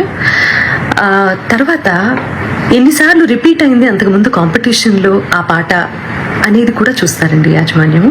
ఇదంతా కూడా మీకు తర్వాత జ్ఞాపిక వాళ్ళు ఎక్స్ప్లెయిన్ చేస్తారు ఈ ప్రాసెస్ ఎలా సాగుతుంది అనేది. సో నేను ఏ పాట ఇచ్చినా వాళ్ళు వద్దంటున్నారు అని మాత్రమే ఎక్కువసార్లు ప్రొజెక్ట్ చేసింది తను. రీజన్ ఇది అని మీకు తెలియదు కదా. కౌంటర్ ఇస్తూ ప్రవస్తి మళ్ళీ ఇంకొక వీడియో రిలీజ్ చేసింది సార్, సరే అది కూడా. సునీత గారు రీల్ పెట్టారు, దానికి ఆన్సర్ ఈ రీల్. సో లాస్ట్ వరకు చూడండి. సునీత గారు మీరు చెప్పారు, ఫస్ట్ నేను పాయింట్ వైజ్ వెళ్తాను. సో ఫస్ట్ పాయింట్ ఏంటంటే మీరు చెప్పారు చిన్నప్పటి నుంచి చూస్తున్నాను, ఒళ్ళో కూర్చోబెట్టుకున్నాను అని చెప్పారు. ఇప్పుడు నేను ఎలా చేయాలి అని కూడా అన్నారు. సో లేదు, నేను ఇప్పుడు నన్ను ఒళ్ళో కూర్చోబెట్టుకోమని నేను అడగలేదు. నాకు ఆ minimum respect as a human, as a singer ఇవ్వమన్నాను. అండ్ మీరు రీల్లో ఎంత బాగా మాట్లాడారో రియల్లో కూడా అంతే బాగా మాట్లాడుంటే ఇవన్నీ అయ్యేదే కాదు మ్యామ్. సో అదొకటి. పాయింట్ నెంబర్ 2, నాకు కన్సిస్టెన్సీ లేదని కూడా చెప్పారు. చిన్నప్పుడు ఎలా పాడావో ఇప్పుడు అలా పాడట్లేదు అని కూడా చెప్పారు. Okay, that's your opinion, I totally respect that. So నేను దాని మీద ఏం మాట్లాడట్లేదు. సో ఇప్పుడు మీరు అన్నారు కదా నేను పూర్తిగా సాంగ్ సెలెక్షన్ విషయంలో మాట్లాడలేదని. సో మ్యామ్ మాకు ముందే రైట్స్ ఇవ్వడం జరిగింది, స్కెడ్యూల్ 1 ముందే. So Aditya music, Saregama, T series, mango music, so ఇవి మాకు ఇచ్చిన రైట్స్. మేము ఈ రైట్స్లో నుంచే సాంగ్స్ చూసి ఇచ్చాం వాళ్ళకి. సో నా సాంగ్స్ రిజెక్ట్ చేసిన కారణం అయితే రైట్స్ ప్రాబ్లం కాదు, దేనిలో కూడా జరిగిందో చెప్తాను. ఇది రాఘవేంద్ర రావు గారి ఎపిసోడ్లో ఆయన చేసిన మంచి డివోషనల్ మూవీస్ నుంచి నేను మంచి డివోషనల్ సాంగ్స్ ఇచ్చాను లిస్ట్లో. ఇస్తే కాల్ చేసి ఇలాగా ఇది డివోషనల్ రౌండ్ కాదు, ఇలాంటి సాంగ్స్ ఎవరు ఇచ్చినా కూడా మేము ఇవ్వము అది ఇది అన్నారు Suman sir from Gnapika production house. So call చేసి చెప్పారు. ఇంకా I had no choice, but వేరే ఇంకా సాంగ్స్ దొరికిన సాంగ్స్ అన్ని పంపించాను లిస్ట్లో. బట్ చూస్తే ఒక అమ్మాయి మాత్రం అదే డివోషనల్ సాంగ్ పాడింది. అండ్ తను కూడా ఎన్ని పిచ్చింగ్ ఇష్యూస్ చేసినా మళ్ళీ అదే మంచి కామెంట్స్ ఇచ్చారు, దట్స్ ఫైన్. అండ్ షార్ప్ పాడుతుంటే మీరేమో సైగలు చేశారు. Instead of pointing that out in the judgement మీరు అది చేయలేదు. మరి ఇదేంత ఫేవరెటిజం కనిపిస్తుంది, అందరికీ కనిపిస్తుంది ఈ పాయింట్లో. అండ్ మీరు ఇది ఆన్సర్ చేయండి, ఎందుకు సైగలు చేశారు జడ్జ్మెంట్లో చెప్పకుండా, ఇది ఒక్కటి ఆన్సర్ చేయండి ma'am. Right sir.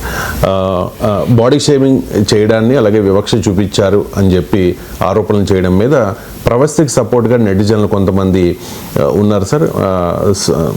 Music director కీరవాణికి అలాగే సింగర్ సునీత వైపు కొంతమంది మాట్లాడుతూ ఉన్న పరిస్థితి. ఈ వివాదం మీద మీ కామెంట్? అంటే నేను ఇక్కడ మాట్లాడడానికి కొరకు ఫాలో అయ్యాను వాస్తవంగా, కానీ ముందుగా మనకు అర్థం కావాల్సింది ఇది ఒక ఎపిసోడ్ మాత్రమే. ఎందుకు అంటున్నానంటే ఇందులో కాంట్రవర్సీలో ఉన్న అందరూ, అమ్మాయి చిన్న అమ్మాయి ప్రవస్తి కావచ్చు, ముఖ్యంగా సునీత గారు కావచ్చు, కీరవాణి గారు కావచ్చు, చంద్రబోస్ గారు కావచ్చు, వీళ్ళందరూ కూడా ఎంటర్టైన్మెంట్ ప్రపంచానికి చాలా అద్భుతమైన సేవలు అందించి లక్షలాది మంది అభిమానులను పొంది కళామ తల్లి ముద్దు బిడ్డలందరూ. సో మనం అందరినీ గౌరవించాలి. ఇందులో ప్రవస్తి వైపు, సునీత గారి వైపు, ప్రవస్తి చిన్న అమ్మాయి కనుక గారు అనడం లేదు, అది వివక్ష కాదు దయచేసి. నాకన్నా నా కూతురు కన్నా చిన్న అమ్మాయి, సో అందువల్ల నేను ఆ ప్రవస్తి అంటున్నాను. సో వీళ్ళందరూ కూడా కళామ తల్లి ముద్దు బిడ్డలే. అందువల్ల మనము వీరి పట్ల మాట్లాడేటప్పుడు ఈ డైమెన్షన్ మర్చిపోకూడదు. ఇప్పుడు వీరిది రైటా, సునీత గారిది రైటా, ఆ అమ్మాయి ప్రవస్థిది రైటా, ఏ స్టాండ్ తీసుకున్నా కూడా అది మన ఒపీనియన్ చెప్పే సమయంలో ఇక్కడున్న 4 పేర్లు ప్రవస్థి, సునీత గారు, కీరవాణి గారు, చంద్రబోస్ గారు, ఈ 4 కూడా కళామ తల్లి ముద్దుబిడ్డలు. తెలుగు కళలకు సంగీతానికి విశేషమైన సేవలు అందించిన వారు అనే గౌరవాన్ని మరవకుండా మనం మాట్లాడాలి. అన్ఫార్చునేట్లీ సోషల్ మీడియా పోలరైజ్ అయిపోయి ప్రవస్థికి అనుకూలంగా కొందరు, సునీత గారికి అనుకూలంగా మరికొందరు వెళ్ళకూడదు అనేది నా పాయింట్. నేను చూశాను కదా చెప్తున్నాను. ఈ పోలరైజేషన్ మంచిది కాదు. ఈవెన్ ప్రవస్థి కూడా మాట్లాడాడు, సునీత గారి అభిమానులు నన్ను బుల్లింగ్ చేస్తున్నారు, ట్రోల్ చేస్తున్నారు, దయచేసి నన్ను ట్రోల్ చేయకండి, బుల్లింగ్ చేయకండి కూడా వీడియో పెట్టారు ఆమె. సో అందువల్ల ఎవరైనా మనము ఒక వివిధ రంగాలకు సేవలు అందించిన వారి మధ్య వివాదం ఏర్పడినప్పుడు ఆ గౌరవాన్ని చూడాలి. నేను చిరంజీవి, గరికపాటిల మధ్య వివాదం వచ్చినప్పుడు కూడా ఇదే మాట్లాడాను. తెలుగు సాహిత్యానికి, తెలుగు పద్యానికి గరికపాటి చేసిన సేవల్ని, తెలుగు సినీ ప్రపంచానికి చిరంజీవి అందించిన అద్భుతమైన సేవల్ని రెండింటినీ దృష్టిలో పెట్టుకొని మాట్లాడాలి అన్నాను. భిన్నాభిప్రాయం ఉండొచ్చు, మన అభిప్రాయం కూడా చెప్పచ్చు. You can support anybody, I have nothing. కానీ ఈ డైమెన్షన్ మనం మర్చిపోయి మాట్లాడితే పొరపాటు అవుతుంది. అందులో పాడుతా తీయగా నిజంగానే పాడుతా తీయని అనుమానం లేదు. నేను కూడా ముఖ్యంగా ఈ మధ్య చూడలేక ఎస్పి బాలసుబ్రహ్మణ్యం గారు ప్రోగ్రాంలు చాలా చూశాను. ఇప్పటికీ జొన్నవిత్తుల గారు కాఫీ పైన దండకం ఉంటుంది, ఈ పాడుతా తీయగా ప్రోగ్రాం ఉంది నాకు గుర్తున్నతారు. ఖచ్చితంగా ఎస్పి బాలసుబ్రహ్మణ్యం గారు ఉన్న ప్రోగ్రాంలోనే అద్భుతంగా ఉంటుంది. కాఫీ పైన దండకం చూస్తే ఉరికి పరుగులు తీసి కాఫీ తాగుతుంది. నేను ఇప్పటికో 100 సార్లు వినొచ్చు. జొన్నవిత్తుల గారు ఫోన్ చేసి కూడా చెప్పాను. సో అందువల్ల మనము గమనించాల్సింది, పాడుతా తీయగా ఈటీవీ ఒక పెద్ద సేవను అందించింది. అనేక మంది, వందలాది మంది బిడ్డల్ని తెలుగు కళా ప్రపంచానికి అందించినటువంటి ఒక గొప్ప కార్యక్రమం పాడుతా తీయగా. ఆ గొప్ప కృషి ఛానల్ చేసింది. దీన్ని మనం మర్చిపోకూడదు. అది ఈ కాంట్రవర్సీ ఏదున్నా. అందుకే ఎందుకు ఇదంతా చెప్తున్నానంటే, సోషల్ మీడియాలో జరుగుతున్న బీభత్సకరమైన యుద్ధం చూసి మాట్లాడుతున్నాను. ఎందుకంటే ఒక తత్వవేత్త అంటాడు, there are times when an eagle flies below the hen but hen will never fly above the eagle అంటాడు. అంటే కొన్ని సమయాల్లో గద్ద కూడా కోడి కిందికి వెళ్తుంది కావచ్చు, కానీ కోడి ఇప్పుడు గద్ద కన్నా పైన వెళ్ళదు. ఉదాహరణకు మీరు ప్రవస్థిని సమర్థిస్తున్నారు అనుకుందాం, సునీత గారిని అటాక్ చేస్తారనుకోండి. సునీత గారు తప్పని మీరు భావిస్తున్నారు, నిజంగానే తప్పని అనుకుందాం, తప్పు నాకు తెలియదు, ప్రవస్థి చేసిన ఆరోపణలు నిజమే అనుకుందాం. అయినా కూడా ఆ సునీత గారు గానానికి, సంగీతానికి, పాటకు ఆమె చేసిన సేవ పోతుందా? చంద్రబోస్ సాహిత్యానికి అందించిన సేవలు పోతాయా? కీరవాణి సంగీత ప్రపంచానికి ఇచ్చిన సేవలు పోతాయా? ఆ ప్రవస్థి ఆరోపణలు నిజమైనా పోవు. అది నేను చెప్పేది. నిజమని నేను అంటలేను, నిజమా కాదా నేను జడ్జిమెంట్ ఇక్కడ కూర్చొని ఇవ్వకూడదు, ఇవ్వలేను కూడా. కానీ వారు కంట్రిబ్యూషన్ ఎప్పుడు మనం తగ్గించకూడదు. ఒక అంశము మాత్రమే, అది వారిద్దరి మధ్య అంశం, మనకు సంబంధించిన అంశము. అందులో ఏంటి కూడా చెప్తాను. సో ఇదే కాంట్రవర్సీ బిట్వీన్ ప్రవస్థి అండ్ అదర్స్. దీంట్లో మనం స్టాండ్ తీసుకొని వీరిది తప్పు, వీరిది రైటు అని జడ్జిమెంట్లు ఇచ్చే అవకాశం మనకు ఉంటుందా? మనకేం తెలుసు? అక్కడ ఏం జరిగిందో తెలుసా? మనకు అంతర్గతంగా ఏం జరిగిందో తెలుసా? సో దీనికి ఒకవేళ జరిగితే దానికి ఎవరు బాధ్యులో తెలుసా? తెలియదు కదా. కేవలం మనకున్న అభిమానాన్ని బట్టి. అందుకే ఆ అమ్మాయి ప్రవస్థి చాలా కరెక్ట్గా చెప్పింది, సెలబ్రిటీలను దేవుళ్ళగా భావించకండి, వాళ్ళు కూడా మనలాంటి మానవులే అని. ఇది అందరికీ వర్తిస్తుంది. గ్లామర్ ప్రపంచం, సినిమా ప్రపంచం, టీవీ ప్రపంచం, వినోద ప్రపంచం అనుకోకూడదు. ఎవ్వరు కూడా celebrities are not gods and goddesses. Celebrities కూడా మనలాంటి మానవ మాత్రులే కనుక వాళ్ళు కూడా ఏదో సందర్భంలో ఎమోషన్ గురి కావచ్చు, వాళ్ళకు కూడా బయాసెస్ ఉండొచ్చు, వాళ్ళు కూడా తప్పులు చేయొచ్చు, వాళ్ళు కూడా రాంగ్ జడ్జిమెంట్లు ఇవ్వచ్చు. ఎందుకంటే మనుషులకు ఉండే సహజ లక్షణాలు కదా. వారికి కూడా ఇష్టాలు ఉండొచ్చు, వారికి కూడా తప్పుడు భావనలు ఉండొచ్చు, అంచనాలు ఉండొచ్చు. అందువల్ల ఇవి ఉండరు, అందరూ అతీతము, వీళ్ళేమో దైవాంశ సంభూతులు, సెలబ్రిటీలు అనుకునే భావదాస్యం నుంచి సమాజం విముక్తి పొందాలి. సెలబ్రిటీ ఓ రంగానికి చేసిన కంట్రిబ్యూషన్ గౌరవించాలి. చిరంజీవి డాన్సులు చూసి మైమర్చిపోతాం, సొంతగారి పాట విని నిజంగా మైమర్చిపోతాం. కిరవాణి సంగీతం విని కిరవాణి గారి సంగీతం మర్చిపోతాం. చంద్రబోస్ నాటు అంటే తెలుగు రాని అమెరికన్లే డాన్సులు వేశారు కదా చంద్రబోస్ గారి పాటకు. సో అందువల్ల వీటిని మనము గౌరవించుతాం. కానీ అదే సమయంలో వారికి మానవాతీత స్వభావాన్ని అంటకట్టకూడదు. ఎందుకు ఈ మాట చెప్తున్నానంటే వాళ్ళు సెలబ్రిటీలు గనక మేము ఒక రకంగా స్పందిస్తాం, మాకున్న అభిమానాన్ని బట్టి స్పందిస్తామని కాదు, వాస్తవాన్ని బట్టి స్పందించాలి. వాస్తవం మనకు తెలియదు, నాకెంత తెలియదు, ఎవరికైనా తెలిస్తే నేనేం చేయలేను. కానీ నేను చెప్పే అంశం ఏంటి, నాకు తెలియకపోయిన అంశం ఏంటంటే ఆ అమ్మాయి ప్రవస్తి కొన్ని ప్రశ్నలు లేవనెత్తింది. ఈ ప్రశ్నలు సమాజం ముందుకు వచ్చినప్పుడు ప్రశ్న సమయంలోనే ఎడిట్ చేయకూడదు. ఆ ప్రశ్న జెన్యూన్ ప్రశ్న కాదా? ఇప్పుడు మనకు సుప్రీంకోర్టు ముందు కేసు వస్తుంది, కొన్ని కేసులు అడ్మిషన్ స్టేజ్లోనే కొట్టేస్తుంది కోర్టు, కొన్ని కేసులు అడ్మిషన్ స్టేజ్లో తీసుకొని దానికి కొన్ని క్వశ్చన్స్ ఫ్రేమ్ చేస్తుంది, చేసి వాద ప్రతివాదాలు విని జడ్జిమెంట్ ఇస్తుంది. ఎందుకు ఆ క్వశ్చన్ రైజ్ చేస్తుంది? ఆ క్వశ్చన్స్ వ్యాలిడ్ క్వశ్చన్స్ కనుక, దానిపైన విచారణ అవసరము కనుక ఆ క్వశ్చన్ రైజ్ చేస్తుంది. ఇప్పుడు మనం కూడా అదే పని చేయాలి. ఇందులో క్వశ్చన్స్ మాత్రమే రైజ్ చేయాలి, వాద ప్రతివాదాలు మనవి కావు. క్వశ్చన్స్ ఏంటి?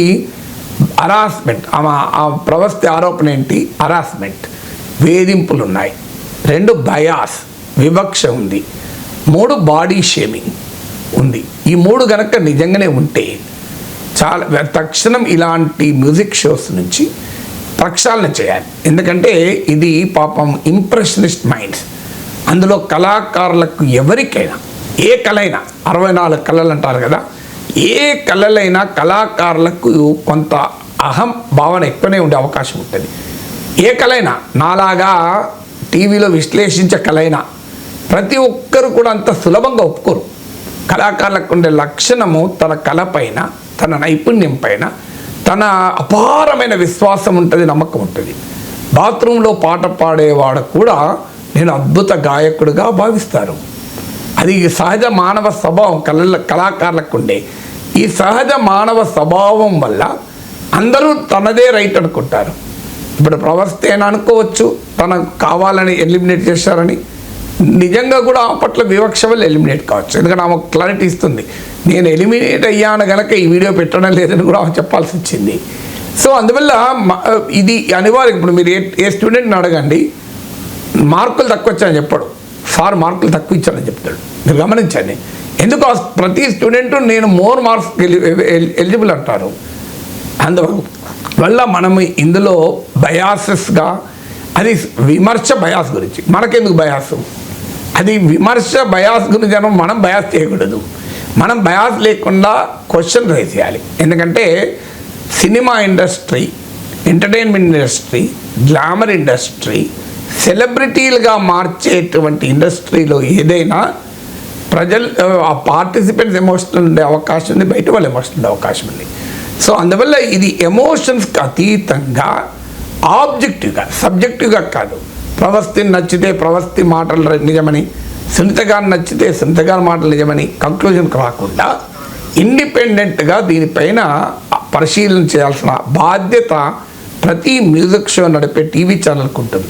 ఆ మ్యూజిక్ షోకి ఎంత చరిత్ర ఉన్నా, ఆ టీవీ ఛానల్కి ఎలాంటి చరిత్ర ఉన్నా ఇలాంటి జరగకూడదు. ఎందుకంటే చిన్నపిల్లలతో వ్యవహారం, ఇది ఎదిగి వస్తున్నటువంటి బిడ్డలతో వ్యవహారం, జీవితంలో ఎన్నో ఆశలతో ఆకాంక్షలతో వస్తున్న బిడ్డల వ్యవహారం. వారిలో అనవసరంగా వారిలో మోటివేషన్ పోకూడదు. సో నిజంగానే వాళ్ళు ఎలిమినేట్ అయితే ఎందుకు ఎలిమినేట్ అయ్యారు చెప్పగలగాలి. ప్రతి వైఫల్యము అనేక విజయాలకు దారి తీస్తుందని చెప్పగలగాలి. నాకు గుర్తున్నంతవరకు శబనా ఆజ్మీ తొలి సినిమా హిట్ కాలే, శబనా ఆజ్మీ యాక్టర్ కాలేకపోయారా? అమితాబ్ బచ్చన్ ఫస్ట్ టైం సినిమాలో నటిస్తాను వెళ్తే ఇంత టాల్ ఉన్న నీకెవడు వేషం ఇస్తారు అన్నారు. కానీ he became the tallest actor of Indian cinema కదా. ఇవాళ ఏ భాషలో ఎవరైనా, మీరు మలయాళం మమ్ముట్టి అయినా, తమిళ రజనీకాంత్ అయినా, తెలుగు చిరంజీవి అయినా, మీకు హిందీ షారుఖ్ ఖాన్ అయినా, everybody respects Amitabh Bachchan. That name it self is a magic name కదా. సో ఆయన ఫస్ట్ టైం పోతే నాకు గుర్తు స్టూడెంట్ డేస్లో 40 years కింద చదివినట్టు ఖ్వాజా అహ్మద్ అబ్బాస్, కే అబ్బాస్ అని బ్లిడ్జ్ పత్రికలో చివరి పేజ్ రాసేవారు. So K Abbas is the friend of Amitabh Bachchan father, is film maker కూడా. కే అబ్బాస్ దగ్గరికి మొదటిసారి అవకాశం ఇచ్చాడు అమితాబ్ బచ్చన్కు అని చదివాను నేను, సబ్జెక్ట్ కరెక్షన్. అమితాబ్ బచ్చన్ కూడా ఫస్ట్ సినిమా రిజెక్ట్ అయింది. సో ఇలా చాలామంది ఉంటారు మనకు. మొదటి ప్రయత్నం విఫలమై తర్వాత అద్భుతమైన విజయాలు సాధించారు. రామకృష్ణన్ వెంకట్రామన్ ఐఐటిలో సీట్ రాలే, కెమిస్ట్రీలో నోబెల్ ప్రైజ్ వచ్చింది. ఐఐటిలో సీట్ వచ్చింటే సాఫ్ట్వేర్ ఇంజనీర్ అవుతాడేమో. ఐఐటిలో సీట్ రాని రామకృష్ణన్ వెంకట్రామన్ కెమిస్ట్రీలో నోబెల్ బహుమతి వచ్చింది. అందువల్ల లైఫ్ అనే జర్నీలో ఫెయిల్యూర్ అనేది ఒక మజిలీ, ఇట్ ఈజ్ నాట్ శాశ్వతం కాదు. నాకు ఇంజనీరింగ్లో సీట్ రాలే, 994 ర్యాంక్ వచ్చింది ఆ రోజులో, అయినా కూడా సీట్ రాలే. చాలా ఏడ్చాను, బాధపడ్డాను. నాకు ఫ్రెండ్స్కి సీట్లు వచ్చినందుకు ఆనందపడుతూ కూడా. కానీ వాళ్ళు ఇవాళ చీఫ్ ఇంజనీర్గా రిటైర్ అయ్యారు, సాఫ్ట్వేర్ ఇంజనీర్లుగా పనిచేస్తున్నారు. వాళ్ళు కలిసినప్పుడు అంటారు, అరే నీకు ఇంజనీరింగ్ రాని ఎంత లాభమైందిరా, నువ్వు ఈ స్థాయిలో ఇవాళ ఇంత పాపులర్ పర్సన్గా ఉన్నావు, లైఫ్లో ఇంత సక్సెస్ అయ్యావు అంటే నీకు రాందే కదా అని. నిజమే కదా, రాందే కదా. సో అందువల్ల లైఫ్లో అలా చెప్పగలగాలి అమ్మాయికి.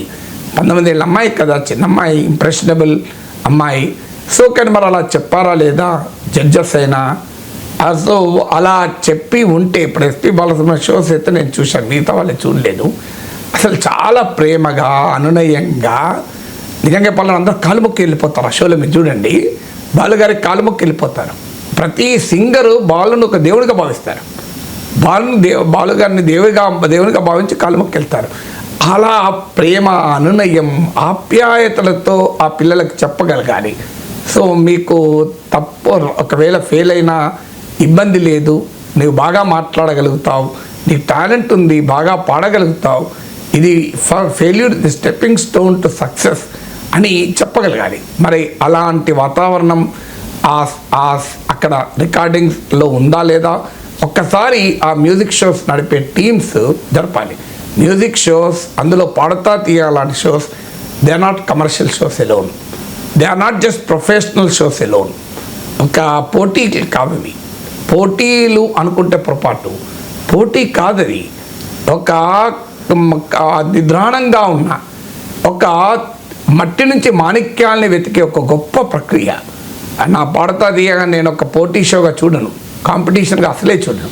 It is not even a competition. 10 చిన్న బిడ్డల మధ్య కాంపిటీషన్ ఏంటండి? సో అది ఒక రకమైన అవకాశాలు. అమర్త్య సేన్ అంటాడు, అభివృద్ధి లేకపోవడానికి కారణం అవకాశాలు రాకపోవడమే అంటాడు. సో అవకాశాలే వస్తే అభివృద్ధి జరుగుతుంది. అందువల్ల ఆ వారిలో ఉన్న మట్టిలో నుంచి మాణిక్యాన్ని వెలికి తీసే ఒక్క గొప్ప కళాసేవ, కళామ తల్లికి చేసే సేవ పడతా తీయగాలంటే. అందువల్ల ఆ వాటికి ఉన్న స్వభావాన్ని దృష్టిలో పెట్టుకొని డయాసెస్కు స్కోప్ ఉందా? జడ్జిలు కూడా హ్యూమన్ బీయింగ్సే. ఎంత గొప్ప హ్యూమన్ బీయింగ్స్ అయినా వారి తప్పు ఉండొచ్చు కదా. నేను ఒకరోజు autonomy for television and radio అని ఒక ఆర్టికల్ రాసి ద హిందూ పత్రికకు పంపించాను, రిజెక్ట్ అయింది. చాలా బాధపడ్డాను. చాలా కష్టపడి 15 రోజులు కష్టపడి నేను ఆ ఆర్టికల్ రాశాను, హిందూలో రిజెక్ట్ అయింది. చాలా బాధపడుతూ doctor Sanjay Baru, Manmohan Singh media adviser, ఇది family friend for me, Sanjay Baru garu చూపెట్టాను. ఆయన చూస్తే ఈ ఆర్టికల్ చాలా బాగుంది, నువ్వు మెయిన్ స్ట్రీమ్కి పంపు, వాళ్ళు ఒకరు రిజెక్ట్ చేస్తే ఇంకో రిజెక్ట్ చేస్తారని కాదు అని నన్ను ఎంకరేజ్ చేశాడు. నేను మెయిన్ స్ట్రీమ్కి పంపితే మెయిన్ స్ట్రీమ్లో పబ్లిష్ అయింది. ద హిందూ చైర్మన్, ఆ రోజులో చైర్మన్ ఆయన ఎన్ రామ్, ఎకనామిక్ టైమ్స్ అనే పత్రికలో దీన్ని కోట్ చేశాడు. నాకు తెలియదు అప్పటి వరకు ఆయన ఎవరో కూడా తెలియదు. నా ఏజ్ 30 ఏళ్ళు. ఆ సమయంలో ఇంగ్లీష్ అండ్ ఫారిన్ లాంగ్వేజ్ యూనివర్సిటీలో నేను రామ్ను కలిశాను ఒక సెమినార్లో. ఇలా ఐఎమ్ కే నాగేశ్వరతో, are you the man who wrote in the Mainstream అన్నాడు. చేస్తున్నా, I will seen my column view point in Economic Times 2 weeks back I quoted you అన్నాడు. నేను ఆ సెమినార్ కూడా ఉండలే, ఎందుకంటే ఎన్ రామ్ ఎకనామిక్ టైమ్స్లో కోట్ చేయడం అంటే ఇది బిగ్ రెస్పెక్ట్. ఏజ్ ఆఫ్ 30 కదా, 30 ఏళ్ళ వయసు కదా. సో అది ఎంత గౌరవం. పరిగెత్తుకుంటూ లైబ్రరీకి వెళ్ళి ఎకనామిక్ టైమ్స్ చూశాను. ఒక 2 పేరాలు నన్ను కోట్ చేశాను. In useful analysis K Nageshwar, lecturer in department of journalism, Osman city said in mainstream అని. నేను రామ్ను మళ్ళీ వచ్చాను, సెమినార్ అయిపోయే లోపల మళ్ళీ పరిగెత్తుకుంటూ వచ్చాను. వచ్చి రామ్ను ప్రశ్న అడిగాను, మీ హిందూ పత్రికకి ముందు పంపిస్తే రిజెక్ట్ అయింది, మరి మీరే మళ్ళీ దాన్ని కోట్ చేశారు మంచి ఆర్టికల్ అని, నాకు అర్థం కాలే అన్నాడు. రామ్ నవ్వి నా మీద ఇట్లా చేసి if it has come to me I would have published అన్నాడు. నా దగ్గరికి వచ్చి ఉంటే నేను పబ్లిష్ చేసేవాడిని. అంటే ప్రతి మనిషికి ఇండివిజువల్ ప్రిఫరెన్సెస్ ఉంటాయి, ఇండివిజువల్ టేస్ట్లు ఉంటాయి. సంగీతం పాట కూడా టేస్టే కదా. సో ఒకరికి నచ్చితే ఇంకొకరు నచ్చకపోవచ్చు. తన ఇండివిజువల్ టేస్ట్లను దాటి జడ్జిమెంట్ ఉండగలగాలి. ఆ జడ్జిమెంట్ చాలా తక్కువ మందికి ఉంటుంది. సో ఆ జడ్జిమెంట్ ఎర్రర్ కావచ్చు, ఎంత గొప్పవాడైన ఎర్రర్ కావచ్చు, నేనైనా ఎర్రర్ కావచ్చు. ప్రతి మనిషికి లైక్స్ అండ్ డిస్లైక్స్ ఉంటాయి. అందుకే కదా ఒక్క జడ్జి పెట్టారు, 4 జడ్జిలు ఎందుకు పెడతారు? ఇది న్యూట్రలైజ్ చేసడానికే పెడతారు కదా. సో అందువల్ల ఈ ప్రాసెస్ ఆఫ్ సెలెక్షన్ ప్రక్రియను, కాంపిటీషన్ ప్రక్రియను ప్రక్షాళన చేయాలి. ఇప్పుడు ఆమె ప్రవస్థ యొక్క కీలకమైన పాయింట్ అనేది చేసింది. నేను ఒక సాంగ్, డివోషనల్ సాంగ్ రాఘవేంద్రరావు గారి సినిమాల నుంచి ఎత్తుకుంటే సెలెక్ట్ చేస్తున్నారు, నువ్వు వద్దన్నారు. డివోషనల్ సాంగ్స్ పాడొద్దన్నారు. కానీ మరి ఇంకో అమ్మాయికి అవకాశం ఇచ్చారు అన్నది ఆ ఆరోపణ. ఎందుకంటే రైట్స్ ఉన్న పాటలు పాడకూడదు, రైట్స్ లేని పాటలు అనే రెస్ట్రిక్షన్ ఉంటుందని సునీత గారు వివరణ ఇస్తే ప్రవస్థి కౌంటర్ అది. మరి నిజమైతే తప్పే కదా, అది నిజమైతే తప్పే. ఎందుకంటే ఈ అమ్మాయినేమో బాగా ప్రిపేర్ అయిన సాంగ్, డివోషనల్ సాంగ్ పాడొద్దని చెప్పి మరి ఇంకో అమ్మాయికి ఎందుకు అవకాశం ఇచ్చారు? సో నిజంగానే బాడీ షేమింగ్ జరిగితే ఆమె ఆరోపణలు చాలా సీరియస్ ఆరోపణ. నా పట్ల గౌరవం ఇవ్వలేదు, మమ్మల్ని గౌరవంగా చూడలేదు మా అమ్మను అని కదా. సో అవి నిజాలు ఏంటో తేల్చాలి. అది కూడా ఎవరినో శిక్షించడానికి తేల్చకూడదు, ఎవరినో తప్పుపట్టడానికి చేర్చకూడదు. వాటిని ఇక ముందు జరగకుండా ఉండటానికి, సిస్టమ్ను మరింతగా ప్రక్షాళన చేసడానికి, కళామ తల్లి ముద్దు బిడ్డలుగా ఎదగాలని ఎన్నో ఆశలతో ఆకాంక్షలతో వచ్చిన ఆ చిన్నారులను దృష్టిలో పెట్టుకొని వివక్షకు అవకాశం లేని విధంగా ఆ షోలను ప్రక్షాళన ఎలా చేయాలని ఆలోచించాలి. ఇందులో సునీత గారినో, కిరవాణి గారినో, చంద్రబోస్ గారినో తప్పుపట్టడానికి కాదు. ఈలోగా అందరి అభిమానులు నేను మొదట్లో చెప్పినట్లు ఆరోపణ చేస్తున్నవారు, ఆరోపణ గురవుతున్నవారు, ఈ కళామ తల్లి సేవలో తరించాలని వచ్చిన వారు, కళామ తల్లి సేవలో తరిస్తున్నవారు, వారి పట్ల గౌరవాన్ని తగ్గకుండా మనం మాట్లాడాలి. ప్రవస్థి రేజ్ చేసిన క్వశ్చన్స్ మాత్రం serious questions. They need to be looked into. వాద ప్రతివాదాలు పట్టి తీర్పులు వస్తాయి తర్వాత, కానీ అడ్మిషన్ స్టేజ్లో రిజెక్ట్ చేయాల్సిన కేసు అయితే కాదు. So accept it. సో ఆ అమ్మాయిని పిలుపుతో మాట్లాడండి, ఏం జరిగిందని చర్చించండి. నిజంగానే అవసరమైతే ఈ జడ్జిలు కూడా చర్చించండి, ఆ టీం పడతా తీగ టీం చర్చించండి. ఇక ముందు ఇలా ఎవరికి ఒకవేళ జరిగితే జరగకుండా ఉండే జాగ్రత్తలు తీసుకోండి. ఈ ఎపిసోడ్ అప్పుడు ఒక పెద్ద న్యాయం చేసిన వాళ్ళు అవుతుంది సంగీత ప్రపంచానికి. Right sir, thank you so much sir.